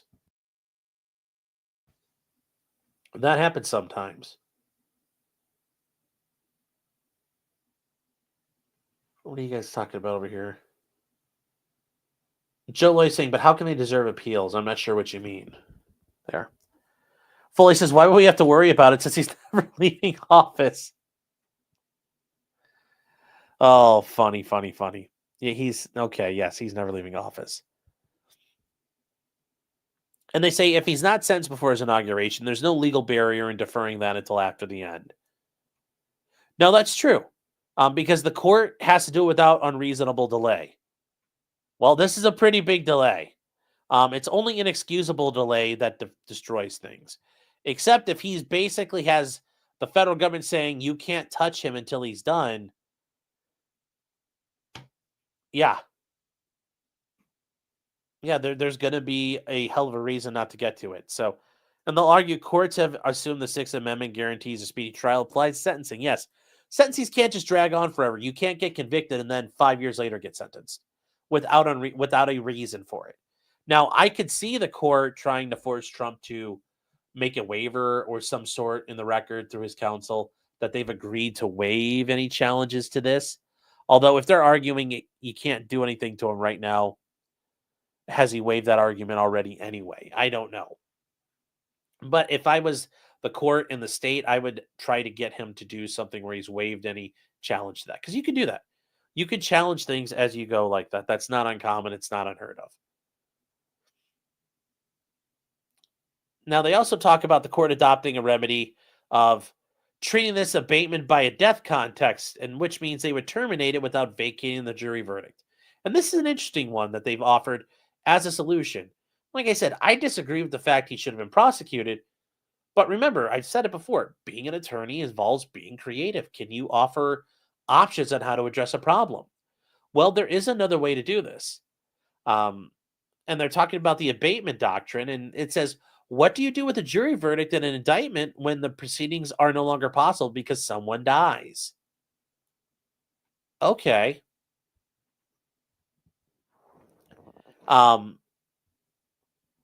Now here's the thing: if you die pre-trial, things get dismissed. The case doesn't get to keep going because you're dead. You no longer have the ability to defend yourself. So, and you're presumed you're innocent until proven guilty. We have to dismiss the case. Makes sense. And they're arguing that what would you do in the situation of you've been convicted? The jury says guilty, and let's say the judge says you're sentencing. You get convicted on November 1st, and the judge sets your sentencing for December 1st. And in between, you're walking to the mall, and you get hit by a bus, or you're walking down the street and a piano falls on you. Anything that happens at all that causes your death. Well, what do you do about that? That's a question. That's a very real issue. That's a very real concern. What would happen? What would you do with that? What do you do with that? Well, there are solutions. There are answers to that. One of them, and it's what they currently do in New York, and they acknowledge it. They do they argued that the judgment of a conviction is vacated and the indictment is dismissed. And it's on the ground the defendant's death makes a further appeal impossible. Because even though you're innocent until proven guilty, you no longer have the chance to appeal and challenge it and fight for your fight to clear your name. So they dismiss. Now, they point out a large majority of states no longer follow this rule and have adopted less restrictive remedies, that they preserve the jury verdict despite the inability to proceed further. And that's kind of striking the balance. The community did find this guy guilty. So they argue under the Alabama rule that when a defendant dies after he's found guilty, but before the conviction becomes final, the court places in the record of the case a notation of the fact the conviction removed the presumption of innocence, but was neither affirmed nor reversed on appeal because he died.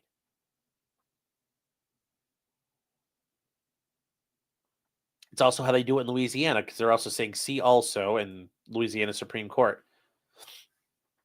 And they point out that this way the proceedings without vacating the underlying conviction or dismissing the indictment. Now, I think this is an issue for them because they're arguing a creative solution, but it goes against New York law. And they're arguing under a theory that New York I don't think will work under the way the laws of the state of New York are written. The way they're talking about it, they're having to basically introduce a novel solution to the law. Remember, guys, creating a brand new idea and creating a brand new theory of law never works the way you think it will.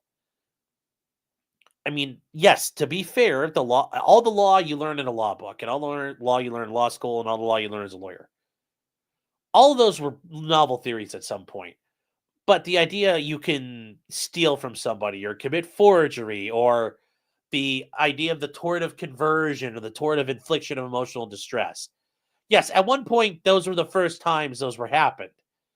But that's a little more, I think you can grasp. This is a very abstract idea because this is probably never going to happen again. I mean, as much as people would like to think, oh, I want to see lawfare all over the place, this type of situation probably will never happen again. Probably is never going to happen again. So I don't think the court is going to go into this. I don't think the court's going to go in this. And they point out here, they're arguing it does make sense to borrow from this manner. And they're arguing if Trump is arguing the court can't subject him to further proceedings or incarceration during a second term, they say, okay, well, they're trying to treat it like he's dead. And they'll say abatement is warranted because his death obviates any penal purpose in further proceedings. So I don't think it's going to work. I think the court's going to say we can't do this.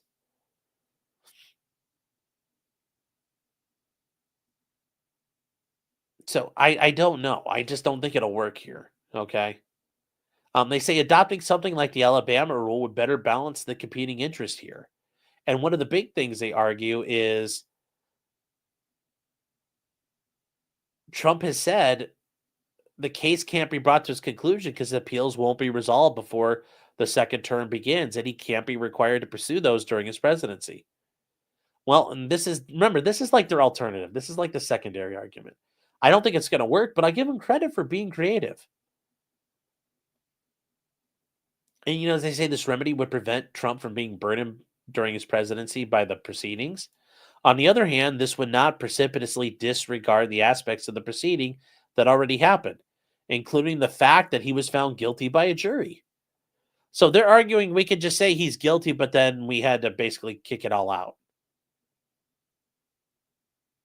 And they say the law doesn't provide for this, but judiciary law, and this is, they've been authorized as courts to devise and make new processes and forms of pleadings if you have to carry into effect the power and jurisdiction possessed by it. And courts have latitude to fashion procedures to align with the law. I mean, and guys, this is a problem. You have to figure it out. We have to figure it out here. And then they argue, basically, from there, they argue against the dismissal. So these factors argue against dismissal. The seriousness and the extent of the harm caused. Well, what is the seriousness and the extent of the harm here? Really, it's 34 counts of falsifying business records in the first degree. And then he did so with an intent to defraud that included the intent to commit or conceal the commission of another crime, specifically a conspiracy to promote his own election by unlawful means. I still think this is such a bullshit argument here, but they did that. But here, listen, though, they're talking about New York, the financial capital of the world. Falsifying business records is a serious offense because honest bookkeeping is essential to maintain the integrity of the marketplace. Yeah, and how many organizations have cooked books? Really, how many have cookbooks? I'm betting most of them do. Like, let's be real here. Let's not lie. Just guys, 100%. We got it. Let's be honest about it. Let's be honest. Yeah, let's be very honest. They're all cooking the books. They're all cooking the books, chat. And we know that. Yeah. Who were the victims? Who were the victims here? Or society's the victim? No, not happening. Not happening. And they argue falsifying the records to conceal the election fraud scheme. Is it really election fraud to pay off some stupid hooker? I still don't understand that one. I mean, that's even less credible and viable and plausible than the fake elector slates. Like, you paid off a hooker to shut her mouth. Like, but yes, this erodes public confidence in the integrity of democratic elections. Really? That's what undermines it? Okay.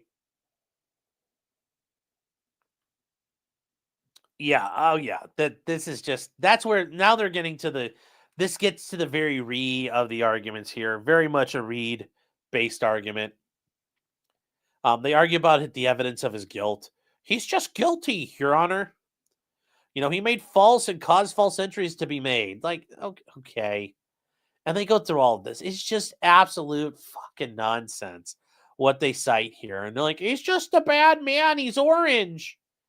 And he acted with the intent to defraud, to conceal the election fraud. It's like, okay, come on. He's just the bad orange man, chat. He's the bad orange man. And his challenges to the evidence are unpersuasive. Yeah, well, I do think that they are. I mean, you're arguing Michael Cohen's testimony is reliable. Okay. They go into more here. They argue about the history and character and condition of the defendant. And this part here I do think is bullshit. The defendant's attacks on this proceeding and repeated violations of court orders. The court previously reviewed the extensive evidence of the defendant's threatening, inflammatory, and denigrating public attacks. You're being prosecuted by the government. You have a right to speak out against it. They weren't, or were they really threatening? Oh, come on. Are you saying you're truly scared of Trump? Okay. I mean, I know that's bullshit, but okay. Nonsense. Absolute freaking nonsense, shit. Absolute garbage nonsense there. Against the local officials, the court and court staff, the prosecutors, and their staff. Oh, no. The private individuals, including the grand jurors, performing their civic duties. Yes. How dare you say the grand jury's full of fucking idiots or they're corrupt too? Oh, how dare you? How dare you, good sir? How dare you get mad at these brave prosecutors? It's so hard out there. Pussies. That's all they are. That's all they are.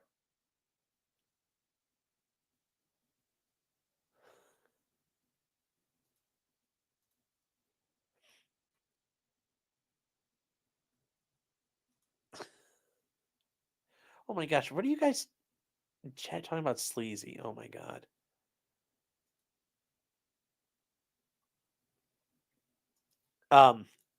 Tony says I'm scared of Trump with his diet. He probably sprays diarrhea everywhere.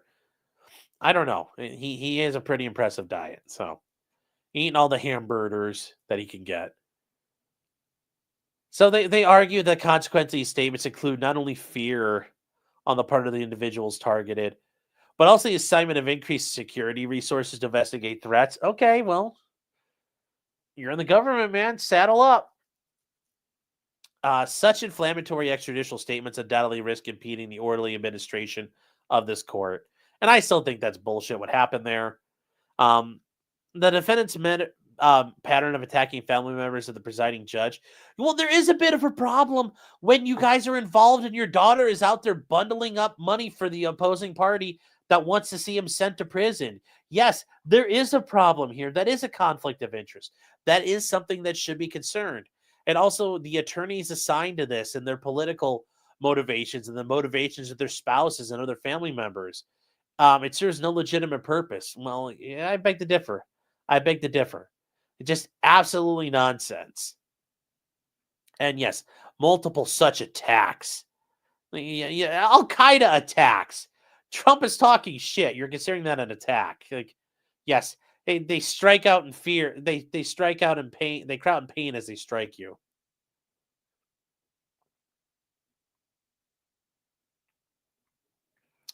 Yes, while the grand jury was hearing evidence, the defendant began making a series of comments on social media. What? Yeah, he should be allowed to. He threatened death and destruction if he was indicted, and posted a photo of himself wielding a baseball bat at the back of the district attorney's head. Oh no, chat! He posted meme material and AI stuff. Oh no, it's so horrible. So fucking horrible. He called the district attorney an animal. Okay? Degenerate psychopath. Sure. Human scum. No lies detected so far. He called the prosecutors animals and thugs. Referred to multiple witnesses in the pejorative and violent terms. Well, yeah, because some of the people he's dealing with, like Michael Cohen, are rat motherfuckers, and Stormy Daniels is a skeevy piece of shit. Like, are we really going to argue? Like, Michael Cohen, a pillar of the community. Stormy Daniels, she's going to be canonized soon. Like, no. Come on now. And he exhorted that we must stop them cold. Yeah, that means let's win. Let's win. Anyways, they keep going on. They talk about him just being the bad orange man, chat. He's just a bad orange man.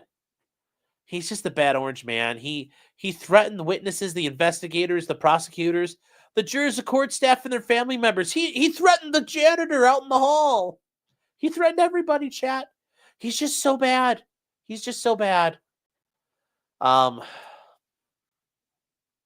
go on to the civil fraud action brought by Attorney General Letitia James. The case, remember, we covered the appellate arguments for that.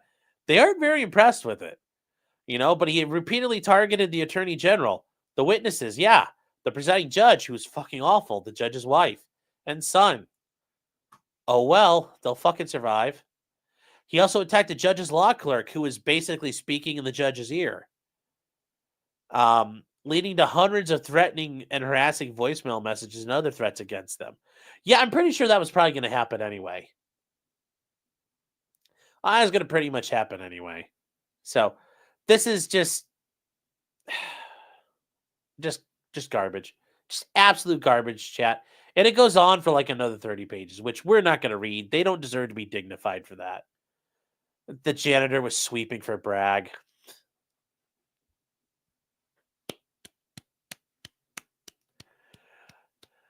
Very nice. Very nicely done.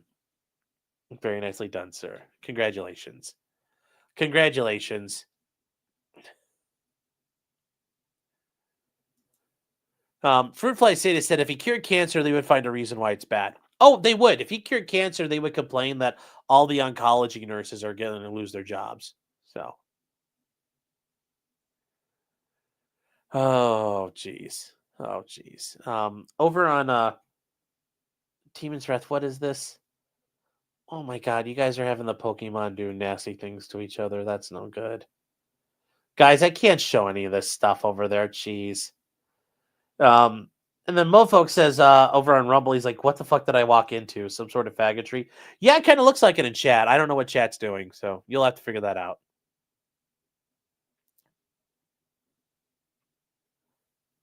It sounds like that's what's happening there. What do you guys... Okay, yes. So over Ag is showing this. Okay, yes. We have a new flag, chat, for the 51st state. 51st state being Canada, yes. Oh, yes. Oh, Canada. We welcome you, Canada. Welcome to the fold. Welcome to the fold, Canada. Welcome back. Welcome back. Welcome back. All right. Now, moving on from there, guys, we do have another New York City story to get to, and that is the story of Luigi Mangione. He is the shooter who did murder the UHC, United Healthcare CEO, and we covered this last week as everything kind of unfolded. And they found him. They found him pretty quick, and as we covered before, it does sound like there's a lot to this guy. Now, am I going with the whole conspiracy of like, oh, he's got MK Ultra? Like, some things are weird. Some things are very weird about this guy. But that's what weird people do. They do weird people things like shoot people, including CEOs, with suppressed pistols in front of like people during the day in New York City. But if you guys have not seen this before, we're just going to show us real quick. I know there are people who claim they've gotten pinged for this, but I'm a piddly shit channel. Nobody's going to complain here. Anyways, this is... Oh, we got their sound on this. This is the CEO, Brian Thompson, walking down the street. This is really blurry compared to the other videos, but here you go. Anyways, zap. Oh, there you go. That's him shooting him. And that's as it starts there. And he shoots him a couple of times and kills him. Now, is it a 3D printed gun? Somebody asked, was it really 3D printed? Yes, the frame was 3D printed. So just like this bad boy, it's a 3D printed frame, but the slide was not 3D printed. The barrel was not printed. We don't know about the suppressor yet, but that could theoretically have been 3D printed. We don't know. As the case moved on, though, they did find him. He was found in a McDonald's in Altoona, Pennsylvania, which this whole thing is weird about how they found him. They found him, and they found him very quickly. He was sitting there eating hash browns at a McDonald's. Apparently, the guys working at McDonald's thought it was him, so they called the police. It doesn't look like those people are going to get the rewards because they didn't call. Obviously, that guy didn't call Crime Stoppers, and he didn't call the FBI. So it's always, and that's the thing with the feds, especially, it's always up to them to determine whether or not you've cooperated in a way that helps them and how much it helps them. That you don't get the full reward. It's the government. They're not in business of paying out money. So this guy's probably going to get hosed. He turned somebody in for nothing.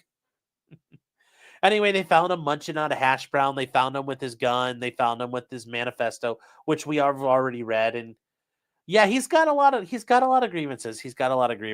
So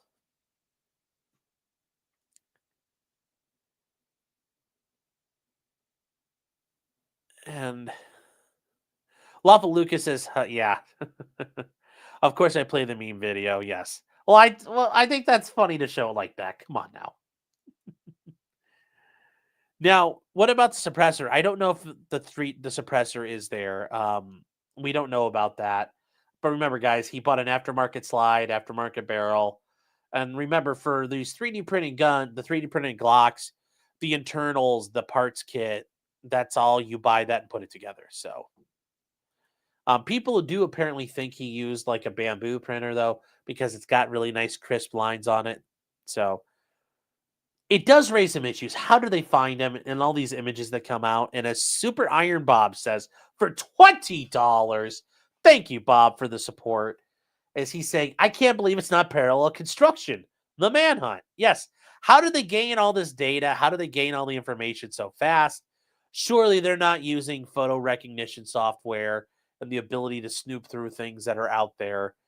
So, yeah, I agree. Very, very sus. Very sus indeed. Very sus indeed. Yes, the police did say the statement said the suppressor was printed. I know they said that, but I'll believe it when I see it. Because I haven't seen a picture of the suppressor yet. I've seen pictures of people who have 3D printed suppressors, which does happen. But I have not seen word that his suppressor was 3D printed. If it was, I give him points. Even more points. So, yes, Sleazy, that's right. Never snitch. They don't pay. They truly don't. So,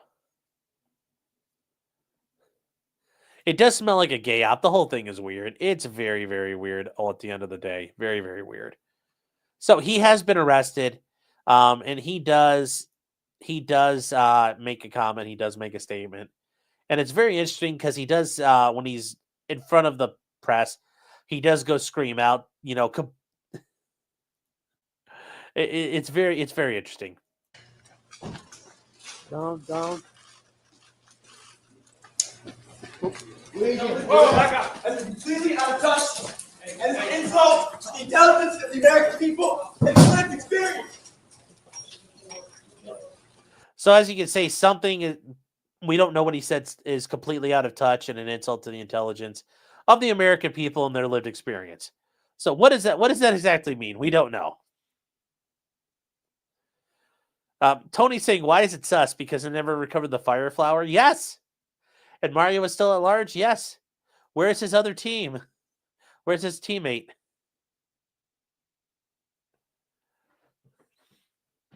Now there are people out there who are he's got an attorney who's working with him. And just as a point here, Robert Kennedy is right. You know, a well-balanced, nutritious meal at home would have never turned you in, Luigi. So there's something to be said. Maybe RFK was right. In addition to that, though, he does have an attorney. His attorney,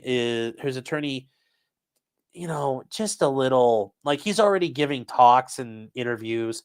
And while normally there are times where you do this, I don't know if this is appropriate at this point in stage because the state hasn't come out and tried to do stuff out there as well.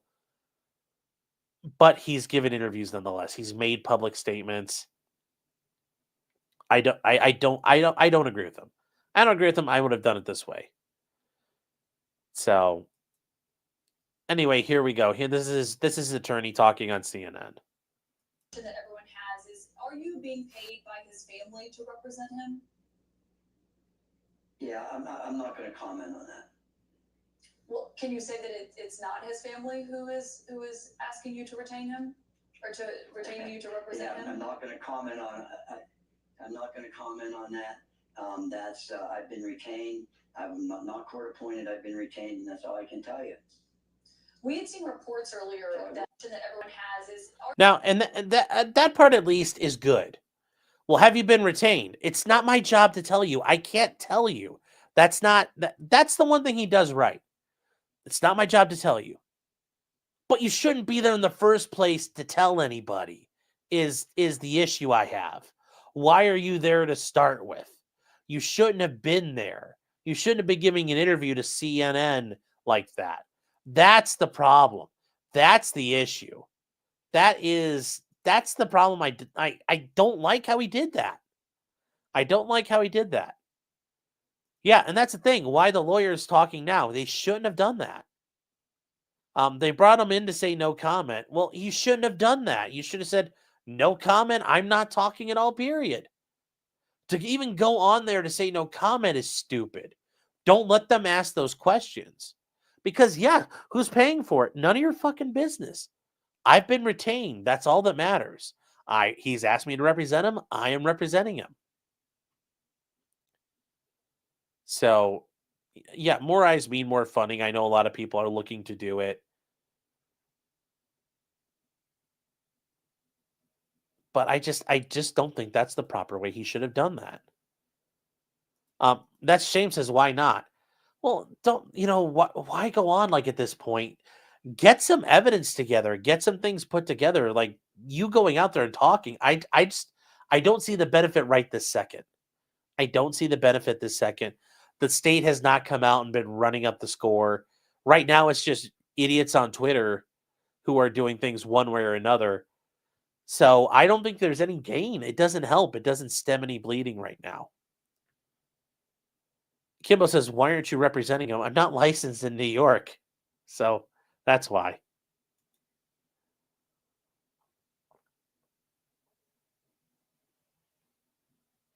Meme says, I don't want to alarm you, but it appears to be a man stealing your metal tanks in the background. Thank you, Josh. Josh over at Meme Copium, guys. He does great stuff. Did a big show last night. During the day in Japan. Did a great job, too. Yes, his uncle works in the Senate. And that's the thing for this guy. Luigi is came from a very well-off family. He stood to inherit a lot of money. He grew up in the lap of luxury and, wealth. So the whole thing's just weird. There's so much goofy stuff here. And then finally, kind of going off of this, there's people who want to be edgy boys, and it costs you. It will cost you at times. And if you want to try to copy, you want to talk shit, this is what will happen here. So this is down in Florida, and this lady made a threat to some Blue Cross and Blue Shield people when she was talking to them, and she got arrested, and this is her bond hearing. And I think it's actually pretty good to show you people life comes at you fast. The nature of the threats, we would also be asking for GPS with house arrest conditions to protect the community. With her head in her hands, Brianna Boston. I mean, you saw her reaction. They're like, well, we want her to have GPS and house arrest. She's like, what? And then she starts crying. It's like, you start fucking threatening to kill people. They don't take kindly to that. They take offense. But here we go. This is the rest of it. Boston learned she would be held in jail on $100,000 bond. The Polk County judge adding the bond was appropriate given the, quote, status of our country. It's not like she's a child. She's 42 years old, so we're not dealing with a child here. She should certainly know better. Lakeland Police Chief Sam Taylor says his department was contacted by the FBI Tuesday. So here's the thing. The FBI contacted local law enforcement. Here you go. Authorities say in a recorded phone call about a denied insurance claim, Boston told a Blue Cross Blue Shield employee, quote, delay, deny, depose. You people are next, end quote. The language matches the words police. That's the thing. You want to start playing games, guys, you will get fucked hard. So, that's a problem. She wanted to fuck her. You start talking about the shit that's going to happen. Look at her. She's sitting there crying oh no. Affidavit, the mother of three told police she did not own firearms and was not a danger to anyone. But she added, healthcare companies played games and deserved karma because they are evil. Life comes at you fast. You want to play big dog games, you're going to get a big dog prize. So why did, she did that. Now you're a mom of three and you got hauled off to jail. Your kids are at home. What happens now? Your house you have $100,000 bond, probably cash surety with no 10%, meaning you're going to have to put up $100K. which if your house is under mortgage, you're not going to be able to put up. You don't own your house free and clear. So you're going to have to find some bondsman who's willing to float that. And in the meantime, you're going to have to scrounge up $10,000 to give to a bondsman, which that $10,000 now is just gone. All because you wanted to fucking mouth off to the fucking insurance company. Like,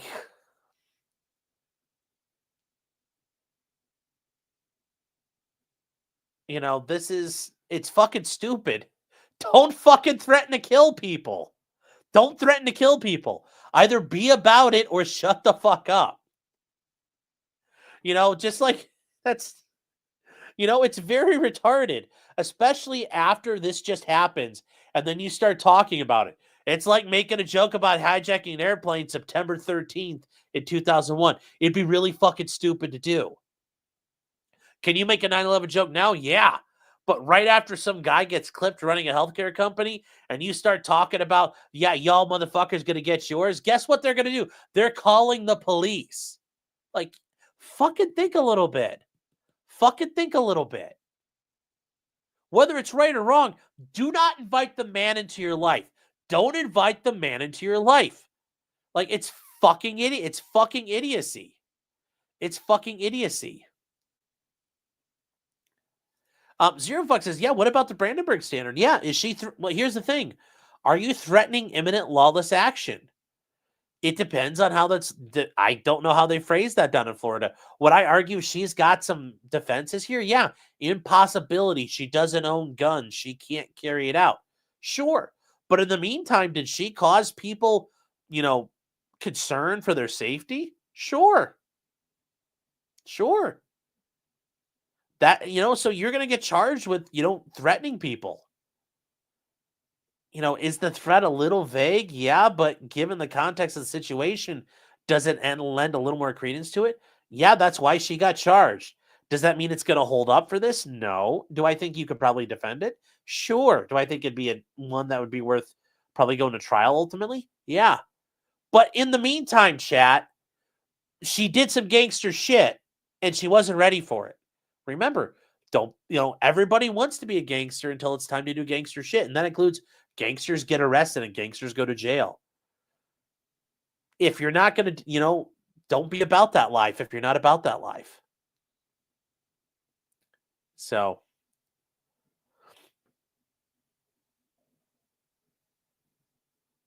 it's very, very stupid the way she handled this. How can we express our displeasure in a company we may be forced to pay for their services? You can explain a lot of ways, but I think that's a 9/11 Airlines. No, we're not doing that. It was just, I thought it was really stupid for her to do that. She may beat the rap, but she hasn't beaten the ride. She hasn't beaten the ride, and I'm sure her kids are, her getting arrested, I'm sure has been traumatic on her family. Imagine her kids, like, mommy's not home, mommy, maybe they raided the house and drug her out of the house too. I don't know. But think about that. Now mommy's in jail. That's probably not good for her kids. Probably not good for her kids. So it's just be fucking smart about what you say. Be smart about what you say. Be smart about what you say.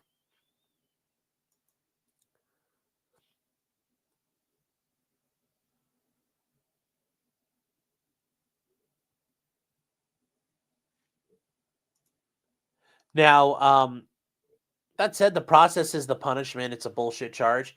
I think $100,000 bond is bullshit. Do I think she could get charged with, inducing panic or threatening someone? I'm sure the way it sounded over the phone, obviously we're just hearing it's karma. I don't think she said it like we said it here. We're talking in a normal voice. I'm sure she was really fucking agitated and very vocal. So no, I'm sure that whoever heard that had a concern for fear and safety. So you got to be smart. You got to be smart. You got to be smart. And when this stuff is happening, you're going to talk shit. Be aware of the context you're talking shit. Remember, guys, part of staying out of trouble and Minding yourself is just knowing the context and knowing how to read the room.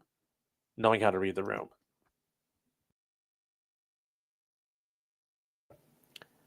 Well, there you go, JC. Don't flap your trap unless you can do the rap. There you go.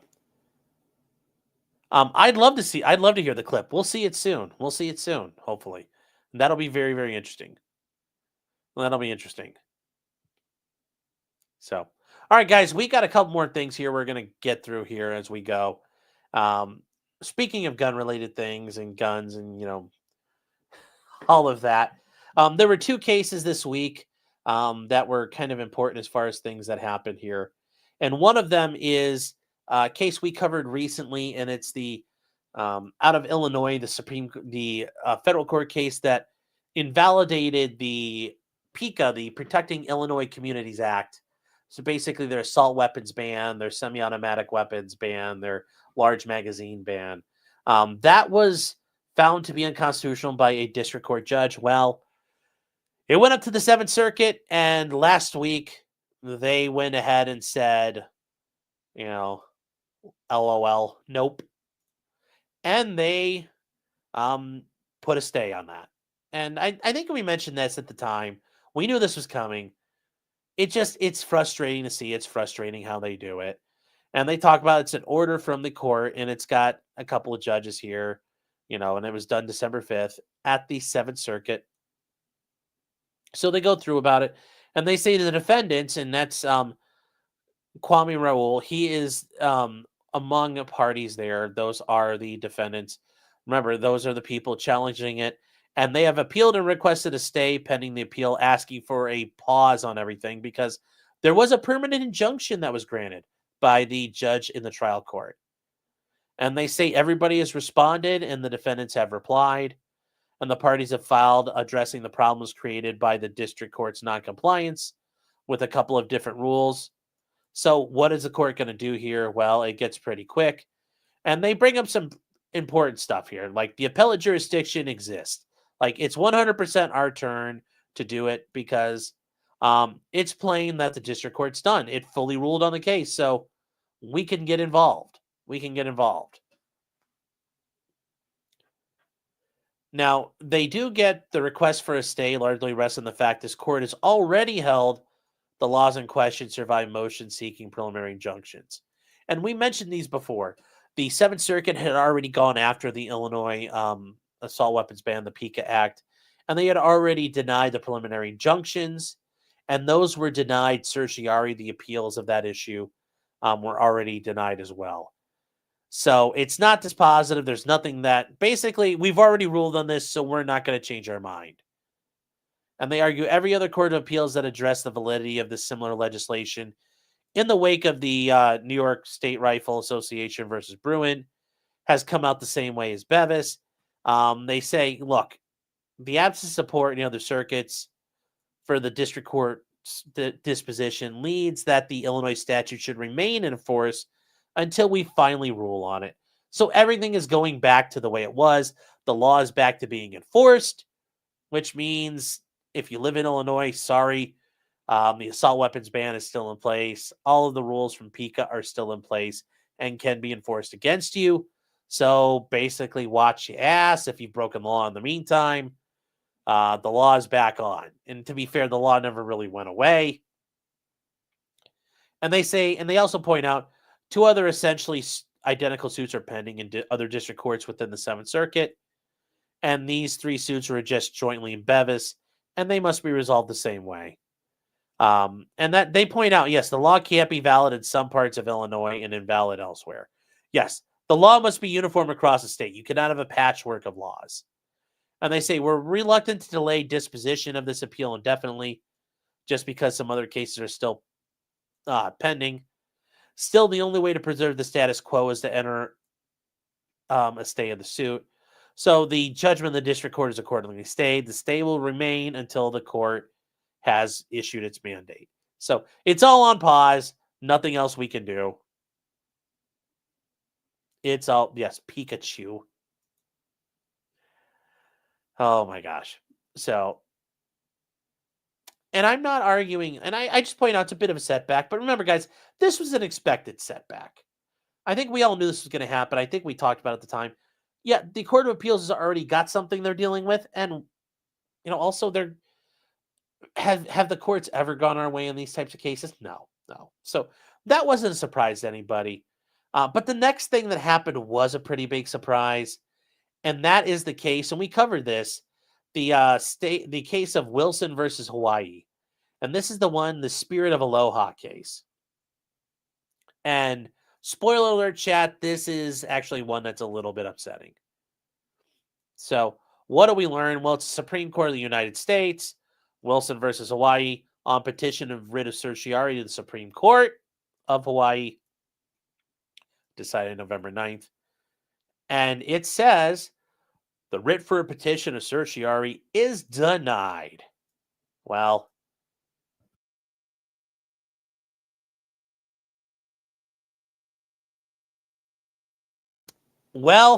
damn, that sucks.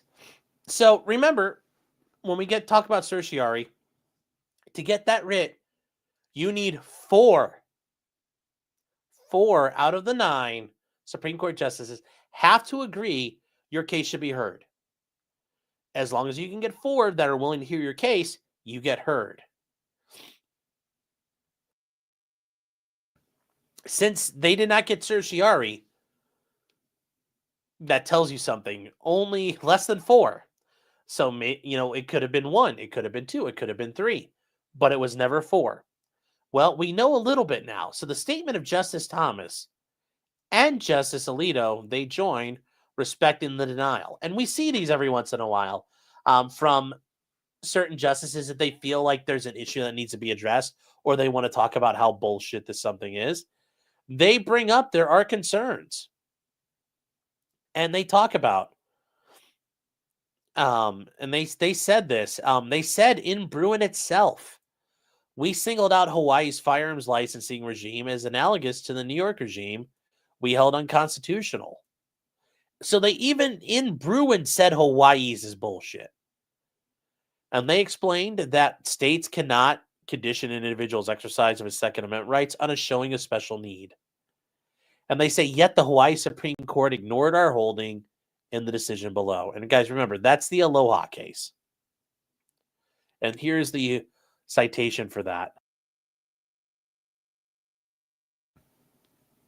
So they argue instead that Wilson could not invoke the Hawaii regime's unconstitutionality as a defense because he never applied for a license.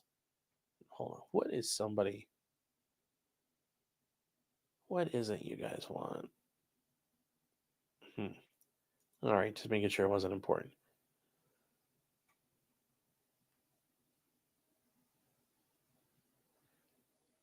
So they argue that the conclusion contravenes a settled principle. Americans do not need to engage in formalities before they can invoke their rights. And it wrongly reduces the Second Amendment to a second-class right. And that's something going back to McDonald. They're like, no, you can't do that.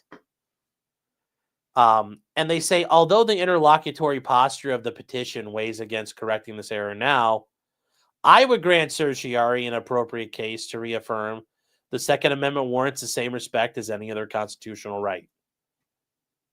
And it's funny because it is applying the rights, and the Supreme Court of Hawaii, guys, remember, told the Supreme Court of the United States, fuck off, we're doing what we want. Ma Spirit of Aloha, ma Hawaii. So this goes on a lot, and this is, once again, it's a statement. Notice, it's not technically a dissent or a concurrence. It's just a statement. So this is his response to it. He agrees. And he says this decision is the latest example of a lower court failing to afford the Second Amendment the respect due to an enumerated constitutional right. Yes, it is. The right to bear arms is not a second-class right subject to different rules than the other Bill of Rights guarantees. And that should be true. Why is this one different? Well, because it's different. Because they argue, well, because it's different. Access Hawaii is a bullshit place. I am a Snorlax. Why? Because I'm snorting or because I'm sneezing? I don't. I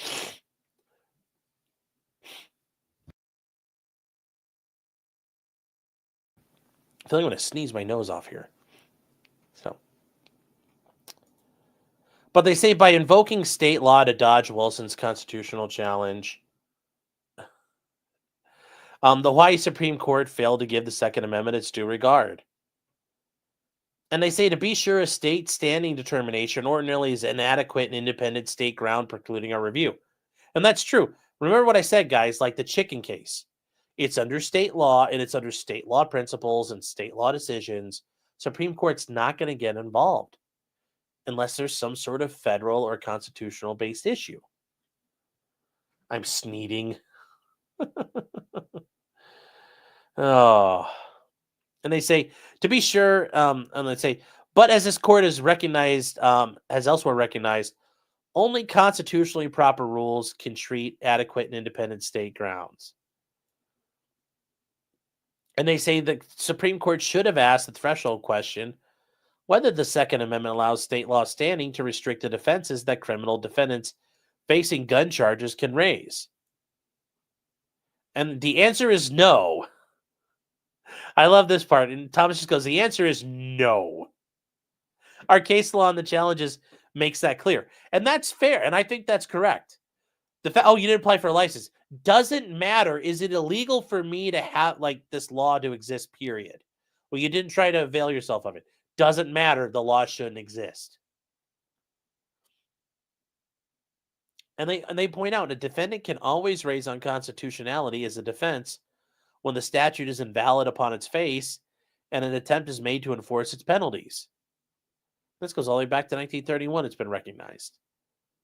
And they say, thus, a state law holding a defendant lacks standing to attack the constitutionality because he made no attempt to secure a permit is not an adequate non-federal ground of decision where the ordinance on its face violates the Constitution.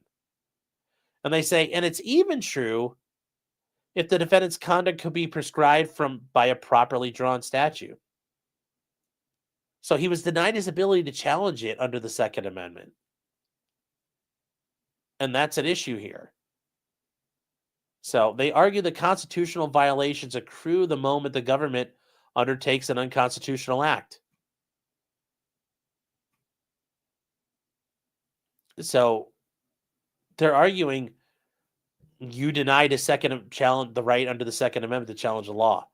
So you have created a Second Amendment issue.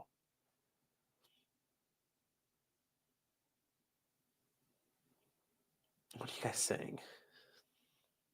No, guys, we have not gotten to the Rekieta stuff. We're going to finish up on that tonight. We're doing things in a little different order. They argue the same principles apply to the Second Amendment, and they argue the amendment is similarly self-executing and a state transgresses it as soon as it implements a licensing regime. And they argue, but because the constitutional violation occurs as soon as the right to bear arms is inhibited, states cannot mandate that gun owners go through the unconstitutional process before they invoke their rights. And that's a brilliant, once again, it's Clarence Thomas, guys. Does a great job of arguing and explaining it. By forcing you set something up that's unconstitutional, and therefore it's still unconstitutional to force me to comply with it. So he still has the right to challenge it. And they say, had the Hawaii Supreme Court followed its duty, the licensing schemes on constitutionality should have been apparent. And they argue you cannot be forced to show special need. So they argue Hawaii's owners' restrictions closely paralleled those in New York, and we held those unconstitutional in Bruin. And they say the Hawaii's obvious unconstitutionality may be why the legislator has since amended the state's licensing scheme to create a shall issue regime, at least for concealed carry. The new regime allows any applicant who meets a certain baseline requirement to obtain a license without any special need limitation. But even then, I'm sure it's still not easy to get one in Hawaii. Hawaii is very gun unfriendly.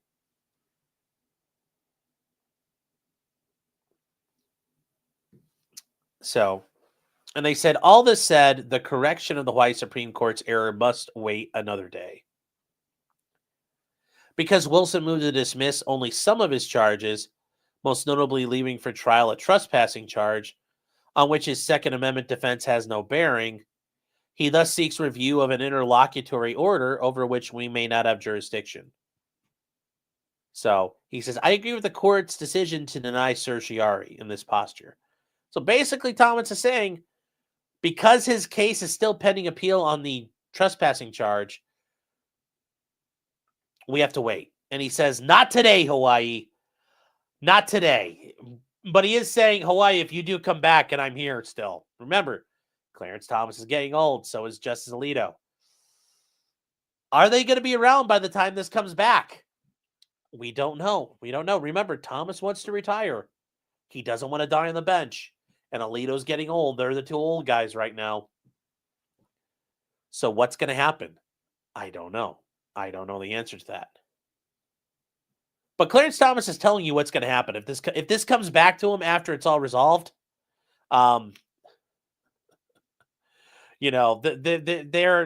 making it clear what's going to happen. He says, in an appropriate case, however, we should make clear Americans are always free to invoke the Second Amendment as a defense.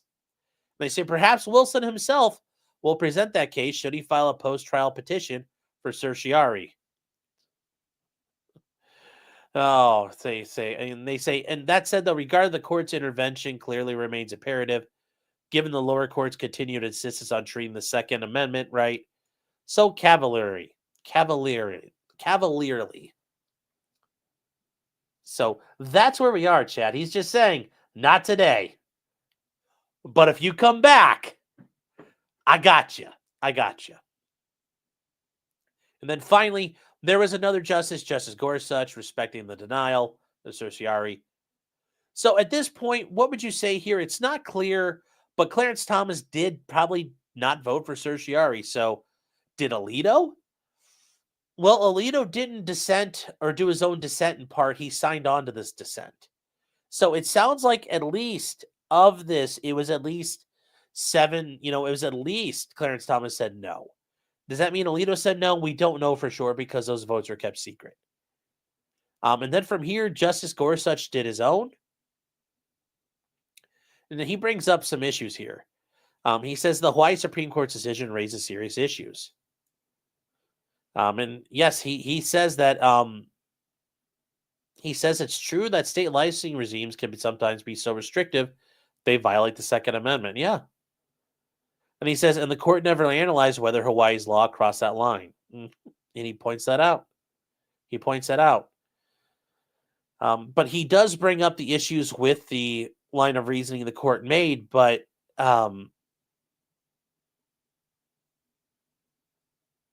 he once again focuses on this state law issue. Like I told you guys before, the court is reluctant. And this court does not generally review decisions premised on state law like the Hawaii Supreme Court standing analysis. But he says, but under our precedents, it's this court's role to ensure that defendants enjoy a meaningful opportunity to present a complete defense. And one of those defenses is you have the right to invoke the U.S. Constitution and challenge the constitutionality of laws.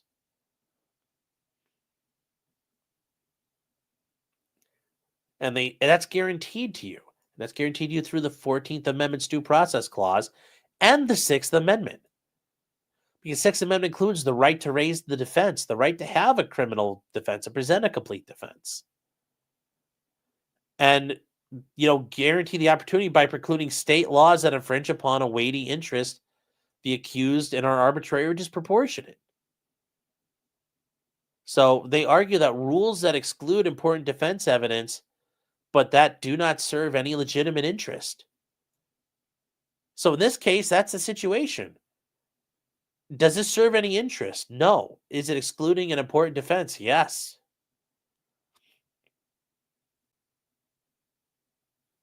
So he says, regardless of all that, I don't mean to suggest Wilson's Second Amendment case has merit.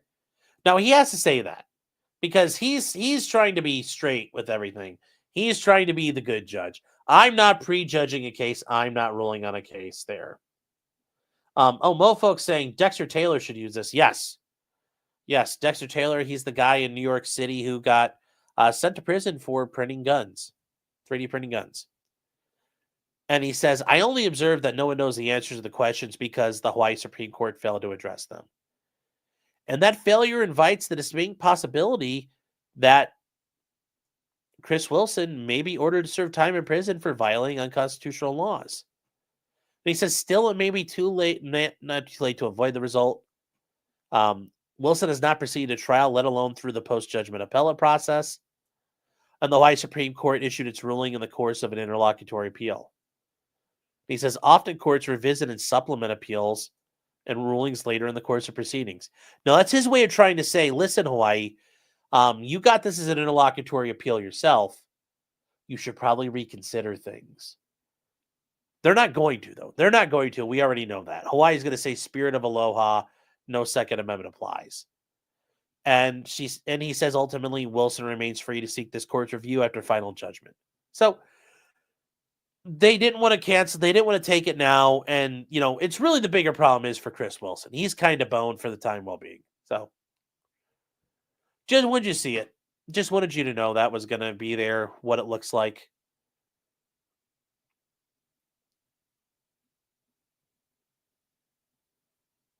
Let's see here. What are you guys saying?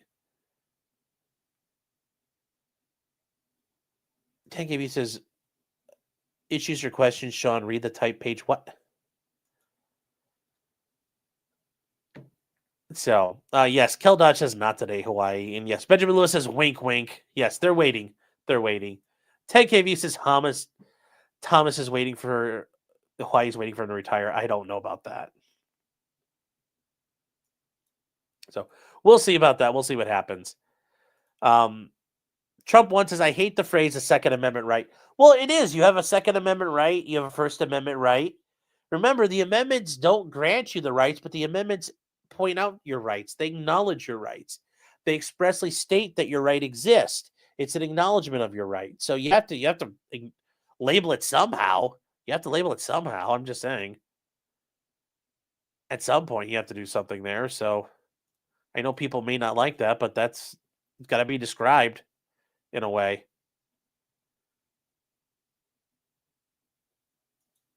Yeah, Trump won. I agree with you. It's the Second Amendment is an acknowledgement of your right. It's not a granting of it. It's an acknowledgement saying your rights exist. It's an explicit enumeration of here are the rights you retain. You have all these rights. You have First Amendment right, Second Amendment right, Third Amendment right, Fourth Amendment right, Fifth Amendment right. 6th, 7th, 8th, 9th, and 10th. Well, not 9th and 10th. But you have those, 8 rights as an individual citizen. Yes, you have them. They're acknowledged. But it's still, you have to label it something. The right to keep and bear arms. Like, would that make you feel better if we change it to that? Because you have to label it something. Labeling it the Second Amendment right, labeling it your First Amendment right. You got to label it something. You have to label it something. We have to have labels for things. Otherwise, we can't function as a language. So, I understand you don't like it, but I don't know what more you're going to say there. So, we require more pylons. So, guys, yeah, this one's a bit more of a setback, but you know what? There'll be another chance. There'll be another chance. But remember, we talked about this. This bounced around in the Supreme Court for quite a while. So, it's very interesting. It only ended up at this point.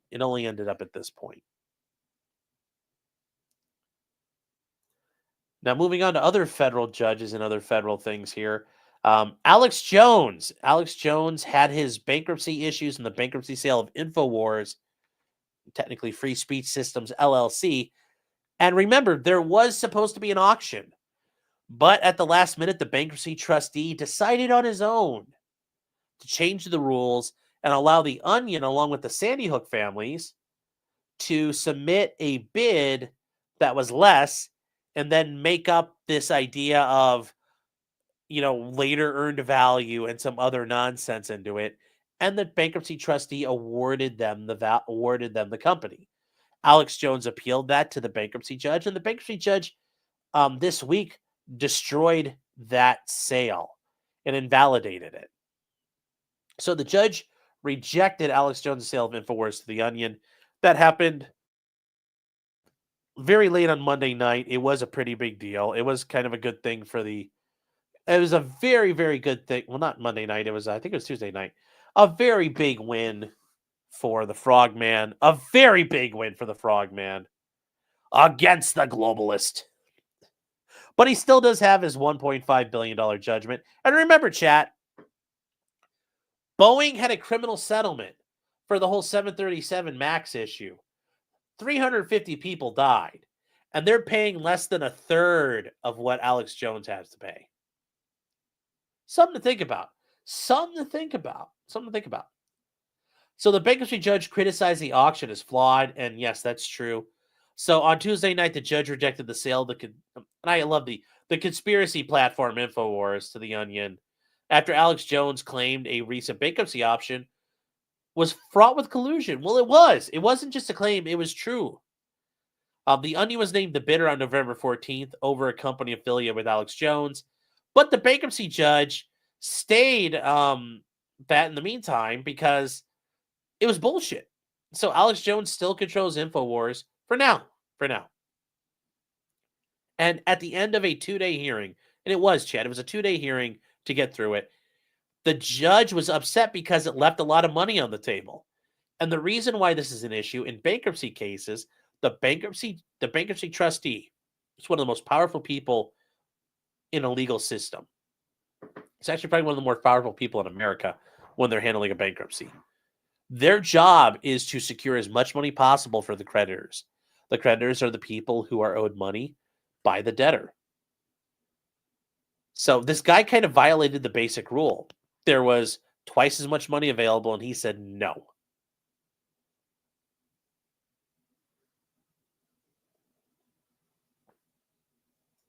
So the judge said, you're not doing your job right. And the judge, and these are quotes because we don't have the actual ruling yet. That has not come out, but the hearing, obviously, the hearing was announced, so we know what happened there. And he says, you've got to scratch and claw to get every cent available. And here's what happened. The Onion offered $1.75 million in cash and other incentives.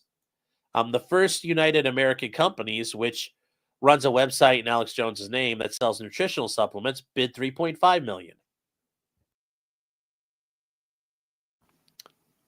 Sounds like you'd go with the $3.5 million one. I'm just, once again, just saying, Chad, right? Well, the judge cited problems, but no wrongdoing, which is bullshit with the auction process.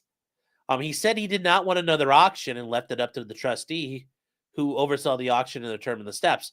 Which, if this was so wrong and he didn't do his job, why are we not redoing it and having another auction? He's just going to leave it up to the trustee. What do you think that trustee is going to do? He's going to try to fuck around again. Because the trustee himself spent 2 days defending the bid. He spent a long time trying to explain why $1.75 million was ultimately worth more than $3.5 million. And he said that 2 people showed up to bid and one was just better than the other. And he says, oh, it's so much better by a lot. But here's the thing. The Onion's cash offer was lower, but it also included a pledge by many of the Sandy Hook families to forgo $750,000 of the auction proceeds due to them and give it to the other creditors, providing the other creditors more money than they receive under the First Americans bid. But you don't know how much the auction everything's going to go for. That was the problem of what's actually going to be out there. And also, if they're going to start forgiving money and forgoing money, they should start like, okay, well, I guess we're going to start cutting things you're entitled to off from. You know, oh, you wanted Alex Jones' money, but you don't want it. Now, they thought that they would be able to turn, and the Onion has said they were going to do this and sell ads for Everytown USA and sell anti-gun ads and just make a mockery of everything and run into the ground and try to make whatever money they did get would be split between them and the Sandy Hook families. And they thought they'd make more money that way.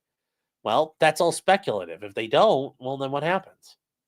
No, the job is to take the money available. All this hypothetical, oh, well, maybe we'll make more. Maybe we'll, like, there's all kinds of theoretical ways to do it. No, it's what can you do right now?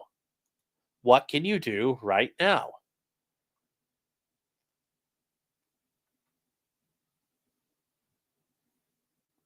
And what is this?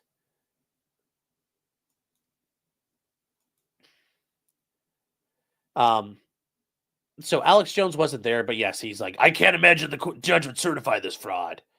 I mean, it's head spinning the stuff they did and what they claimed. The globalists are just out to get us, chat. So it is interesting what they go forward from there.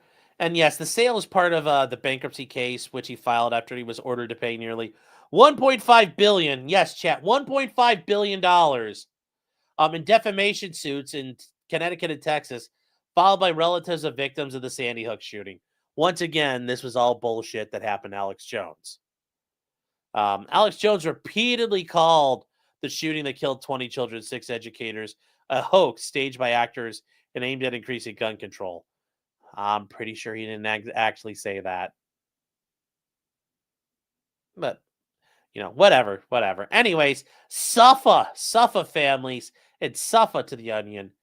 I still have the feeling the judge is going to pull some bullshit. We'll see what happens. Missouri Battle Flag says, was it sealed bids? I thought an auction meant you could bid it up and pay more money. It was supposed to be that way, but no, in this situation, in the after lead up of the auction, right before it happened, the guy running the auction said, the trustee said, oh, we're changing it. Send in your best bid, high bid, closed bid, sealed bids. That alone wouldn't have been an issue, except he broke the rules and didn't do it the right way. So did the bids have watermarks? I don't know. Jabble Nut says, well, they don't want you to know this, but InfoWars is actually free. I own 500 InfoWars. Oh.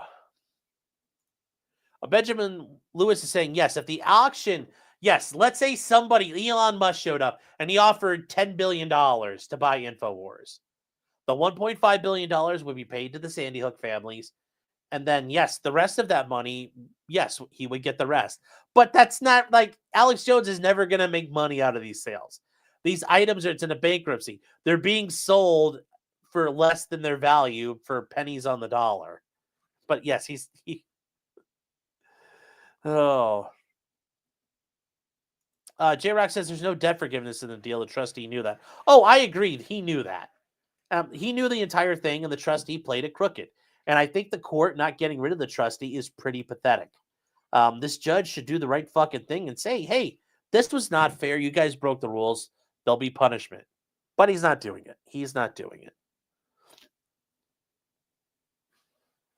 He will not do that.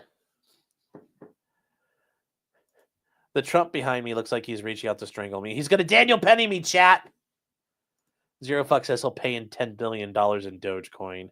That would be funny. And Sounding Six, yeah, you never liked Alex, so you thought he got a raw deal. Yeah, he did. He got a raw deal, and that's the thing. The way it happened to him was not fair. Was not fair at all. But hey, it is what it is now. It is what it is. There's nothing we can do about it. He just lost his appeal in Connecticut, and I don't know if he's going to go. He'll probably appeal further, but the Connecticut Supreme Court's going to say lol. Is going to say lol. Moving on from there, guys, we've only got 3 things left, and we're going to chug through these. Just somebody had sent this to me, and I didn't know that this had happened to Morgan Wallen. But yes, country singer Morgan Wallen had gotten drunk back in April and thrown a chair off the roof of a bar he was in. And it landed like 2 or 3 feet away from a cop, which, yeah, that's not a good idea, throwing shit off the top of a building. You might hit somebody with it. Well, he ended up pleading guilty to 2 misdemeanor counts of reckless endangerment, reduced from the felonies he initially got charged with. And he's going to go to a DUI center for 7 days, and he'll be on supervised probation for 2 years. Yeah, it's kind of stupid, kind of retarded. Yeah, don't throw shit off buildings, chat. It's never a good idea. Never a good idea. He's gonna have to pay the horrendous fine of $350. I don't know if he's going to be able to survive that, but he does get through it. But yes, the police officer was standing in front of a bar, and a chair just came flying down out of nowhere. Now, it's clear it doesn't look like he meant to do that to anybody. He knew they were there. But, you throw something off a building, guess what? And it hits somebody or almost hits someone, you're liable for that. Don't be retarded, chat. Don't be retarded. Is this helpful? I mean, is it just he got this probably because he's Morgan Wallen? Yeah. Do I think that you would probably get a similar situation? I don't know, man. It's not a smart decision. Not a smart decision to go do retarded shit like that. I would never recommend that. Never recommend that. What if the building owes you money? Trump once says 7 days of treatment will cost money. Yeah, you find a 7-day DUI program somewhere. They have those all over the place. They aren't too bad. And then Trump one also says the 2 years supervised release will cost money. Not that much. It's not really going to be that much money at the end of the day. The probation fees are pretty cheap. I'm not saying probation fees should exist. I don't think they're fair. But for somebody like Morgan Wallen, he'll survive. He'll survive. I forget who sent this to me earlier, but they did. And I just want to say thank you for that. But I do think it's important. Maddie says a DUI course. No, but that 7-day thing for him that's probably how they worked out between the prosecutor and the defense attorney. They wanted him to go to jail. But instead of him going to jail, he's going to be in a setting where he can't leave. So he's going to be in some sort of alcohol rehab facility, or here in Ohio, typically these 7-day DUI programs, they're held at a hotel, and basically you have to rent a hotel room, and you pay your fees as part of it, and you go through the program, and it's 7 days long, and you have to complete it. You can't leave the hotel. That's probably what he's going into, and this is kind of like a quasi way of him going to jail without him going to jail. He's not going to fucking enjoy it. It's going to suck. Those things are annoying. They're not fun. And for someone like him, who gets to do whatever the fuck he wants, usually, well, it's the fun police. You can't go anywhere for 7 days. That'll be the punishment. That will be the punishment.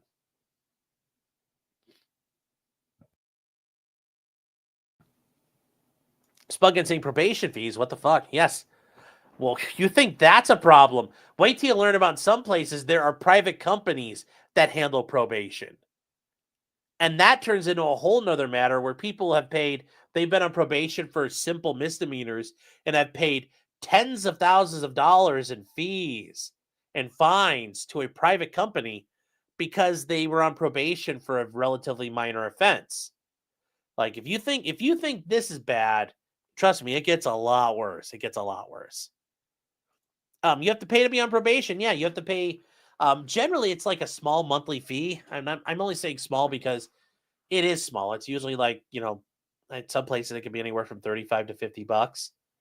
But yeah, they charge you a fee to be on probation. And if you truly can't afford it, they do keep you on probation, but you get assessed they make you work community service or do things for it. But yeah, they do have probation fines and fees. Yeah, I think it is bullshit. Matty B says that's why he should have just taken the week of jail time. I'm sure Morgan Wallen didn't want to go to jail, though, and he told his attorney, I'm sure his attorney said, look, you could take 7 days in jail and it's all done. For some reason, I don't think he wanted, jail sucks. I don't want to go to jail. I'm sure he said, I would rather do this. And he probably said, fuck it, I'll take all this other bullshit. I don't want to go to jail. So this is the trade-off. This is the trade-off.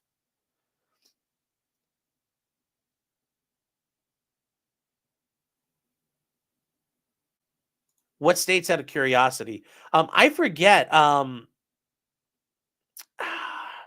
It's been, it's state by state. I think some states prohibit it, but there are places. I think there was I think John Stossel did a thing. I remember watching it years and before I was even in law school, and it was I think somewhere in Arkansas, these counties had contracted with a private probation company. This lady had some bullshit driving offense where she drove without a license or something. And she ended up paying $7,000 or $8,000 in probation fees because they nickeled and dimed her like it's a normal, dealing with a credit card company or a bank. Fees for X, Y, and Z. If she paid late, if she tried to pay early, she didn't do something right. They nickeled and dimed her to death. And if she had been on just government, the court supervising probation, she would have only paid maybe $100 extra total. But they fleeced this lady. Well, Kel Dodge, it's not just the South. It's it's all over the place. These things do exist, but the one I remember reading about and hearing about was in the South. So, yeah, you're pretty sure Mississippi allows for it. They could. So, yeah, it's bad. It's bad. And then, guys, we got one more thing before we end, and this is Deborah Redden. I'm sorry, that's how you pronounce the name, Redden. If you guys remember, he is the man who he went and did his thing against the judge. If you guys remember, down in Las Vegas, if you guys remember him, the judge was going to sentence him to prison, and he went and leaped and right on top of the judge and landed on top of her, showing us that he's got the hops, showing us he's got the vertical. The Nevada, the Clark Municipal Court long jump champion, as it would. Well, he was, remember, he was going to go to trial, but he ended up pleading out to guilty with mental illness being an aggravating factor. Well, he was sentenced this week, and his sentencing is very interesting. If you guys I think it's interesting to listen to here because the way this guy goes on and on about it, it's slightly. I'll just say it. It's kind of bullshit, but it is funny to let him listen to him squirm and try to explain his way out of it. So if you guys haven't heard him talk, here he is actually from the mind of the guy who took the leap of faith. Here you go.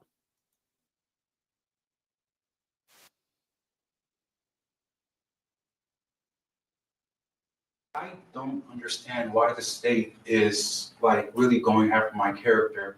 I mean, I've always had problems since I was a little kid of psychosis and being in big crowds and always feel like my life is in danger. I didn't know being a young person, even in middle school, elementary school, knowing that I fear for my safety.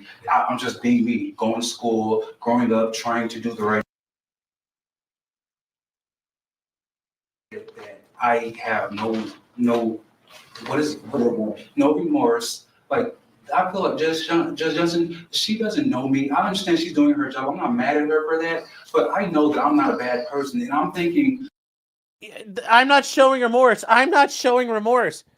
They say I'm not showing remorse. Notice he doesn't say, I'm sorry for what I did. I'm sorry it was wrong. I shouldn't have done it. I'm not a bad person. I just attacked an elderly lady because I didn't like what happened to me. But listen as we go. Even she knows that, but I'm sitting here she's doing her job, And I believe that you all know that I'm not a bad person. I'm not an evil person. When I came to court on January 3rd, 2024, I was listening to music. I was in a good mood. I had a stable place to stay. I was trying to get a job. I did not catch any new charges. I'm not a bad person. I don't understand why the state is trying to prove me as a bad person. I understand they have a job to do, but this is it's not right to me. I'm not an evil guy, and I just keep going after me. I see spirits. I hear voices. I've been going through this for over a decade now, really since 2012. And I just feel attacked or just not safe since I was a little kid. And me growing up, I didn't know that I had these problems. In 2022, I came to prison for the first time. I accepted responsibility for my actions. When I did what I did, I committed a crime in 2020 of December. It was 4 years ago. I paid my debt to society. I got out thinking I'm going to get work. I was really sick and ill. I was very malnourished. I don't complain about things. I don't point the blame when people have done me wrong. I still treat everybody right. I'm not pointing any blame. I'm just not accepting the blame myself. I hear voices. Now, I will point out, chat, he was interviewed and he was assessed for a psychological evaluation, and they determined that he doesn't suffer from any psychosis. It's just he doesn't like being told what to do. And the state just stated that I have no remorse and they feel like I'm a bad person. I just don't understand why are they coming after me like this. But because you attacked a fucking old lady because she said you're going to jail and you fucking threw a temper tantrum. That's why. Because you almost fucking seriously injured her. That's why they think you're a bad guy. I understand they have a job to do. When I came to court, I know for a fact, Judge Johnson, I met Judge Holtis in 2023 of October. And you know what she told me when she revoked my probation? She said, Mr. Redden, I hope you get the help you truly need. I said, thank you so much. And I meant it. I know for a fact I'm not an evil person. I think all of you guys know that, you know? But I'm not gonna use stuff like me being on camera for my actions, you know, but I know for a fact that I cared about Judge Mary Kay Holtis's well-being. When I left my house that day at 8 Rose Circle, I left my keys to my apartment, to my family, you know, and I got in the car and I came to court doing the right thing. I gave up everything, like in case I don't get probation. I was like, well, at least I know I tried. And I'm sitting here talking to Judge Holtis, Ms. Johnson, and I swear I started hearing voices in 2012, really in 2014. I'm gonna make a long story short, but I just want to get the facts out because I don't want the state. I understand they have a job to do, but I'm not a bad person. I'm not an evil guy. But I came to court and I'm in a good mood. I'm listening to music on my phone. I'm like, oh, whatever. I remember I about to hug my mom, my foster mother who raised me since I was 11 years old. I hugged her like, just in case if I don't depress. You can see it in the videotape, so I was in a good mood. I don't want to be known as a person who has mental illness because those people get attacked. I've heard so many people. Guess what you're being known as? A guy who's fucking crazy and a guy who's a complete fucking asshole. That's what you're getting known as, though, bro. That's what everybody, the internet knows you as, this guy. Who have mental illness, commit suicide, and kill themselves and commit things that they really don't mean. I hope I don't have mental illness. I try not to have mental illness, you know. I don't want to be known as a person who has mental illness because they get attacked, you know. So I try my best when I'm going through all these problems. Since I was a little boy, like I told you, I didn't know I had these problems until 2 years ago. I was sitting down in prison and I had this dictionary and I was like, oh, that's what that word means. That's what that really means. I didn't know that. Oh, stuff has a deeper meaning. You know, like, wow, I never think like this. I was in prison with nothing to do. I did 12 to 30 months. I did 15 months total and I cleaned up my sentence. I paid my debt to society and I got out as a good productive. You cleaned up your debt and cleared your board and you decided, I want to incur more debt. Member of society. I didn't know and didn't want to believe that I had mental problems. You know, I started seeing spirits November 2022. I'm not making excuses for my actions, but I'm saying I'm not a bad person. And I know that I did not intend to kill Mary Kay Holtis. I know I cared about her well-being, Judge Johnson. You know, I came to court. Don't worry, chat. We're going to get to the best part of this. We had to get through all this because it gets really good right here. That day, and I was talking to her, and I told her I never stopped trying to do the right things. I wasn't pointing like, oh, this person did this to me. I deserve a chance at probation. Like, this is not fair. All I see was red, and all I heard her say, oh, this. Like she said, and I finally watched the whole video. I was standing here in the courtroom with all of you guys. And I finally saw the entire video, Judge Johnson. I'm like, I can't believe this. I wasn't even mad at Michael Lasso. I was like, I commend him on doing for what he did. And everybody in the prison trying to make me hate him and hate the judge. I'm still trying to do the right thing. They putting stuff in my ear and I can't get away from it. But basically what I'm trying to say is everything I've been doing, this is just like, this is not right to me. But like I said, I know the state has a job to do. And basically what I'm saying is I cared about Mary Kay Holtis, to make a long story short. But when I was sitting here talking to her, I swear this has been happening to me since 2012. I saw nothing but red, and I heard her say, I think it's time for a taste of something else.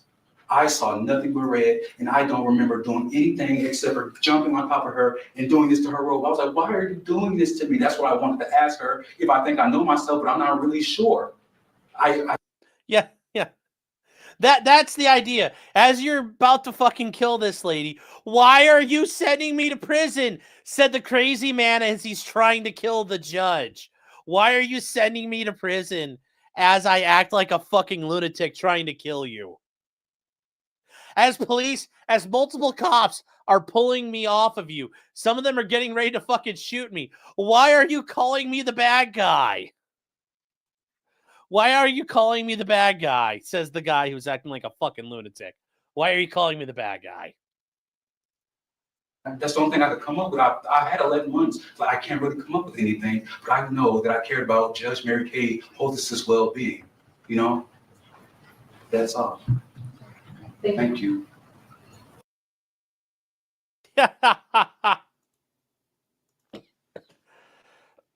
Wow. Yeah. I wasn't trying to hurt her. And guys, I hate this. Like, I just saw red. It's like, no, you had a fucking temper tantrum. I just blacked out. I got so mad. I'm just like, oh, and they black. No, you didn't black out. You just had a fucking tantrum. Be a man and fucking admit you had a tantrum. So anyway, he got sentenced. He is eligible for parole sometime after 2050. So happy trails, boss. Have a fun one. Enjoy making license plates. Basically like 20 to 60 years in prison. So he's got a long indeterminate sentence with a minimum of 20 some years. So yeah, he's tough. LPR Tyler from the Libertarian Podcast View says, we all know he's a good guy. He said so. I know. He was being really good about it. And Jardist Extraordinaire says, and now he's somebody that instills fear in others. That's the gift of self-esteem. Oh, it's a beautiful gift, isn't it? And LPR says, hey, no grudges held. We good. And Spudgun says, Leroy Jenkins. Yes. Yes, he did. Yes, he did. Very much. Yes, 26 to 65 years, yeah. And he won't get parole in the first try. So yeah, he's gonna be sitting for a while, chat. He's gonna be sitting for a minimum of 26 years.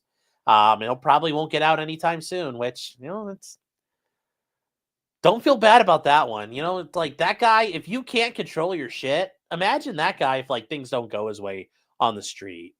I guarantee you he's been a danger to people like that. So yes, and notice there was no Yana, I'm a horrible person. I'm so sorry for what I did. I care about this person you claim I tried to kill. I totally cared about him as I was trying to kill him.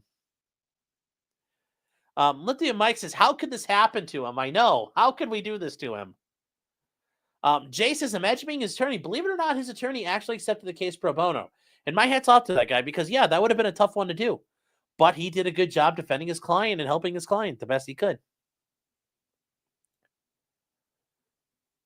They're going to buck break him in prison. Well, he's big enough he might be able to hold his own. But yeah, eventually some guy's going to piss him off and see red and probably beat the brakes off him. So yeah, being a tough guy in prison is not usually a good formula for a lot of people who think they're tough. What was his possible sentence before he attacked the judge? I'm sure it was only like a handful of time. He was only looking at like a couple of years. He turned a couple of year sentence. I think it wasn't even that long. It may have only been like a year or two, I think, ultimately. He turned like a year or two in prison into basically his entire fucking life. Once again, he made a poor fucking gamble and now it's costing him everything. Yes, he forgot to forgive the judge just like Sarah Boone. Yes. Yes, he did. Yes, and now we'll never cure cancer.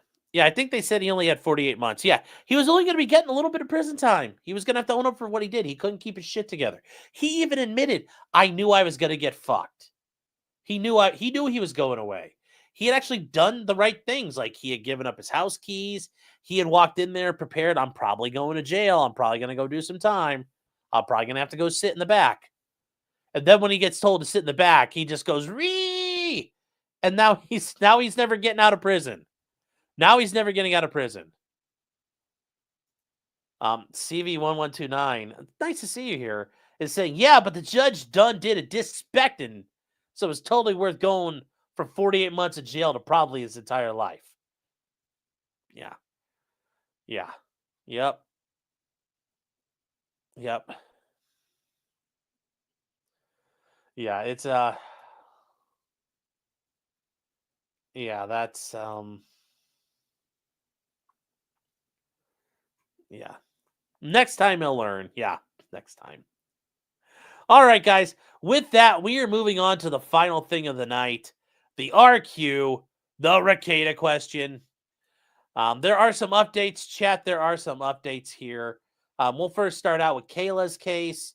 You guys remember we went over Kayla's motion to dismiss, and then we went over the state's response, and the state's response basically was just like, this is retarded. Why are we doing this?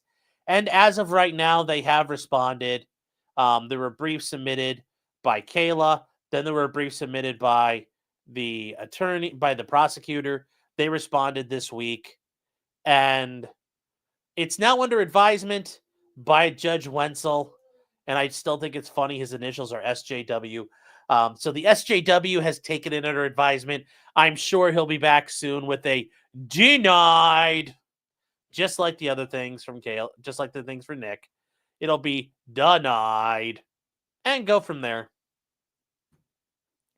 Not really a shocker, chat, at this point, but once again, be prepared. Next week, Nick has his his settlement conference, and I know he's talked about, oh, it's going to be great. He's going to show them what's up. Well, we'll see. Keep a pin in that. That's on Tuesday. And then for Aaron M. Holt from the Steel Toe Morning Show. If you guys remember, he is facing the charge of dissemination of private sexual images, basically revenge porn as a felony and a misdemeanor. And he is currently now, he had his settlement conference this past week. And what's going on is it's being continued out, and it's getting continued until sometime in January. So there has been no resolution on that yet. I kind of get the feeling, based on what Aaron has indicated, there are things in motion regarding what Nick did with Aaron's stuff, and basically unauthorized access to Aaron's Google accounts, emails, attorney-client confidential information, financial information, all that fun stuff. So I'm sure stuff's a brewing, stuff's a boiling. So anyways, in the meantime, Nick, good job, man. Great way to help the case where your wife's the victim by fucking around in it. I'm sure that's not going to have any negative results at all. It's like you were warned not to probably do that, but once again, you know better. You know better. You know better. Josh Aaron Fraud says, at this point, do you believe Nick is delusional enough to take this to trial? Yes, I still do. I still do. I believe, I hope he doesn't. But from what I understand, yeah, he thinks he thought he had all these ways out of it. And I think he did, it's the delusion of, oh, I'm negotiating with the state. No, the state is giving you terms and you're going to have to accept them. But once again, we'll find out.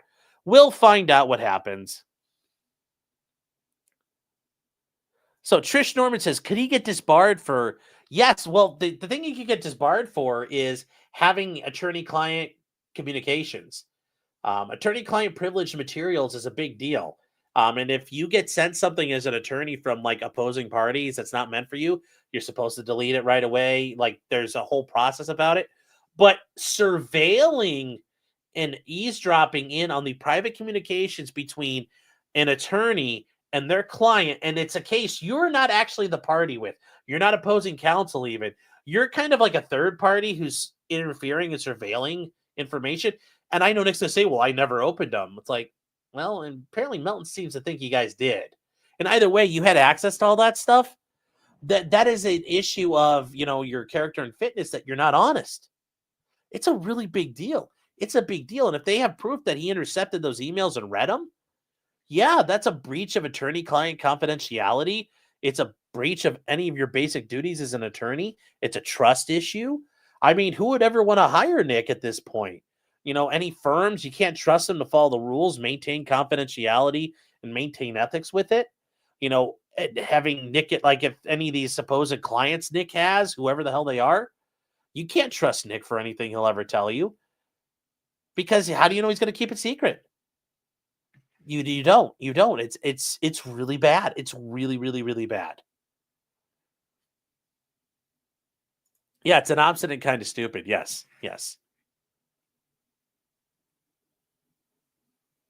Nick thinks he's DSP right now. No, because DSP actually, survives.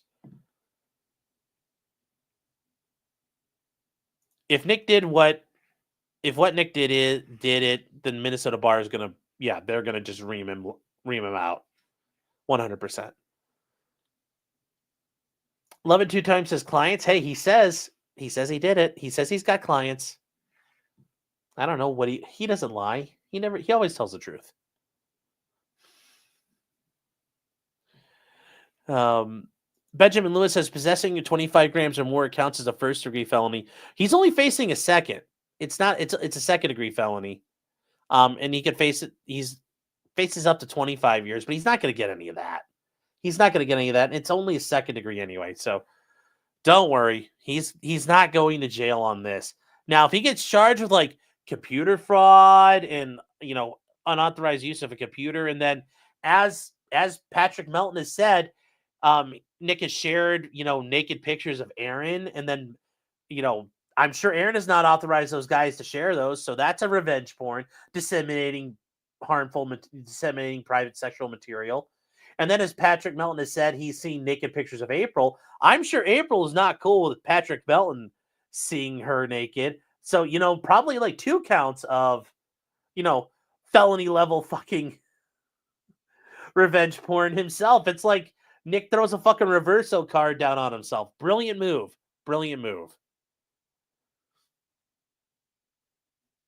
I wonder.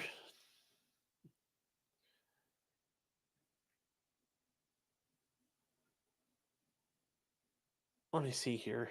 His brain doesn't appear to work anymore. Yeah, I don't think so. And Sad Clown says, are they going to take his computers away?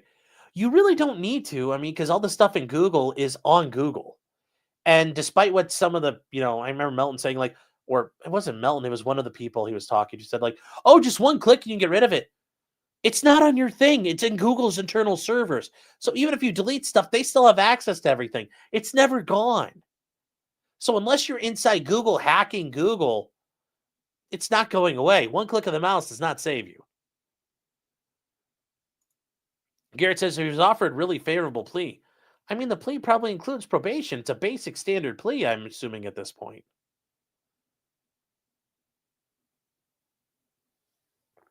So anyways, that's where Nick is with that. That's the end of the Rekieta question. I know some of you guys might be thinking, oh my gosh, there's more to it. Like, nope, that's it tonight, chat. There really isn't anything going on. Just telling you guys that. And yeah, that's...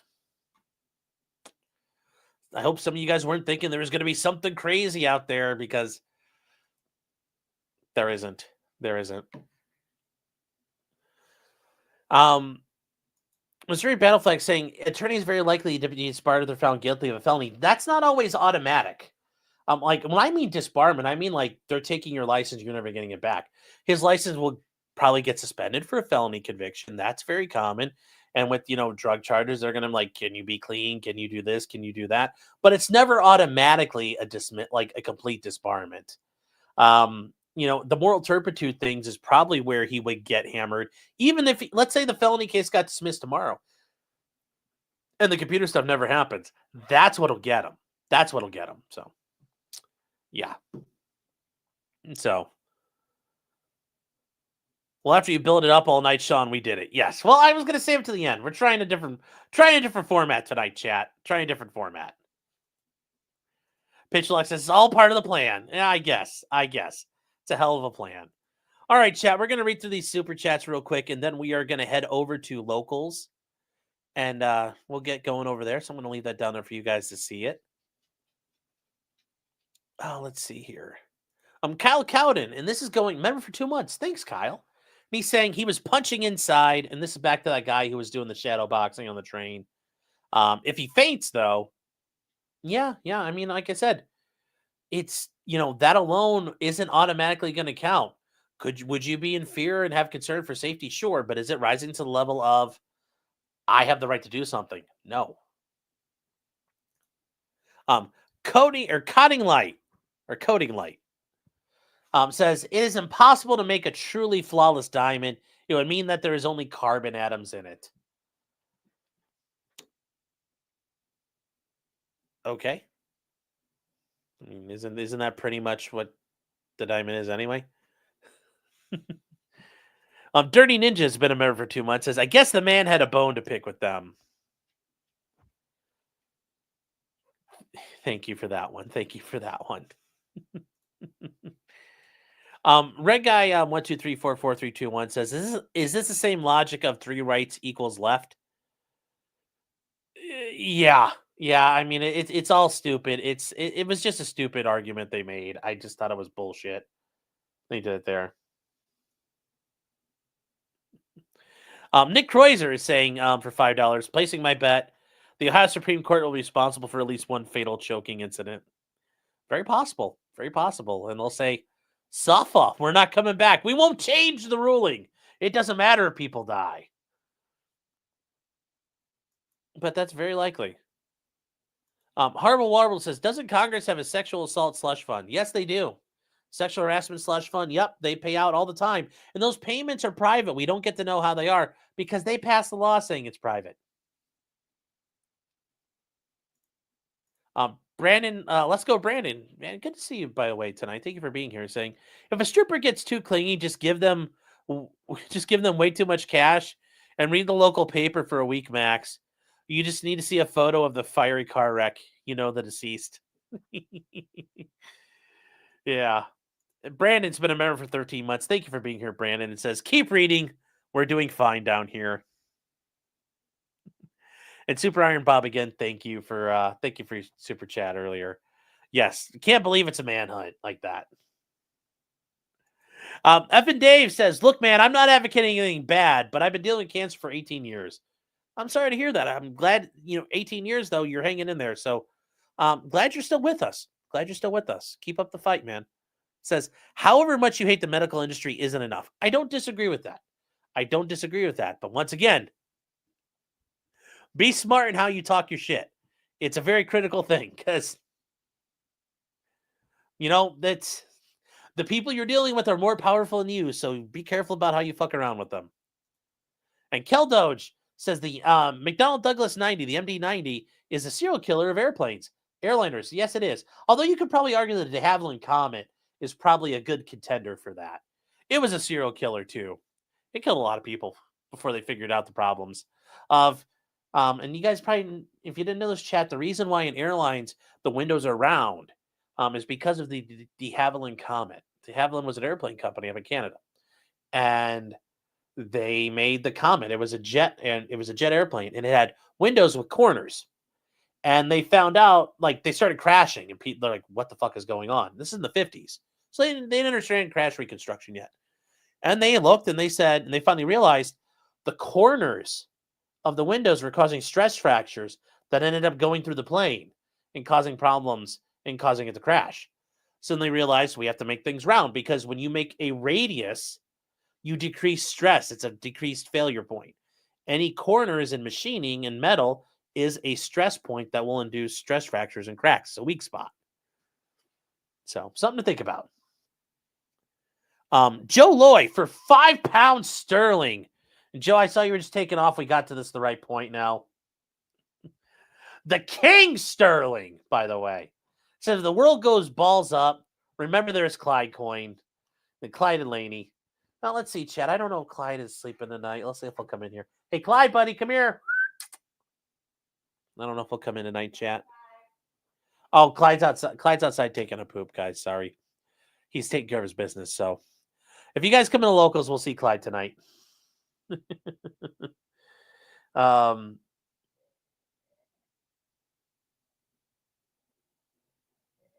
Spug Gun says, de Havilland was British. Oh, yeah, sorry. Yes, because they made the Mosquito. Yeah, it's a British plane company. My bad. You bloody colonial. All gas, no brakes on the Clyde Croyne train. Yes, chat. We're going to the moon. All right, we're going to land the plane here, guys. So thank you all for being here. 500 people still over here on YouTube. Guys, thank you so much. If you guys like this, please like and subscribe if you're new. I would appreciate it. We're doing stuff all the time. Tomorrow, we are getting ready to do, we actually have a couple things we're going to try to get through. One of them is the Bonta v. the Ninth Circuit hearing on the California gun laws that were going up. We're going to listen to the oral arguments on that. It sounds pretty good. Got a couple of things we're going to work through this weekend and get ready for the next week. Congratulations to Max Verstappen winning the Formula One. And congrats to McLaren for winning the World Constructors Championship. And with that, chat, until next time, remember, just because you did it does not mean you're guilty. Except if you go and tackle a judge and, tell them, don't saying sorry doesn't help. But yes, if you're Deborah Redden, you're pretty guilty. If you're Daniel Penny, though, you're not guilty. So congratulations, Daniel. I'm glad you're walking among the righteous. So with that, chat, take care, everybody, and we'll see you over on Locals. Good night, everybody.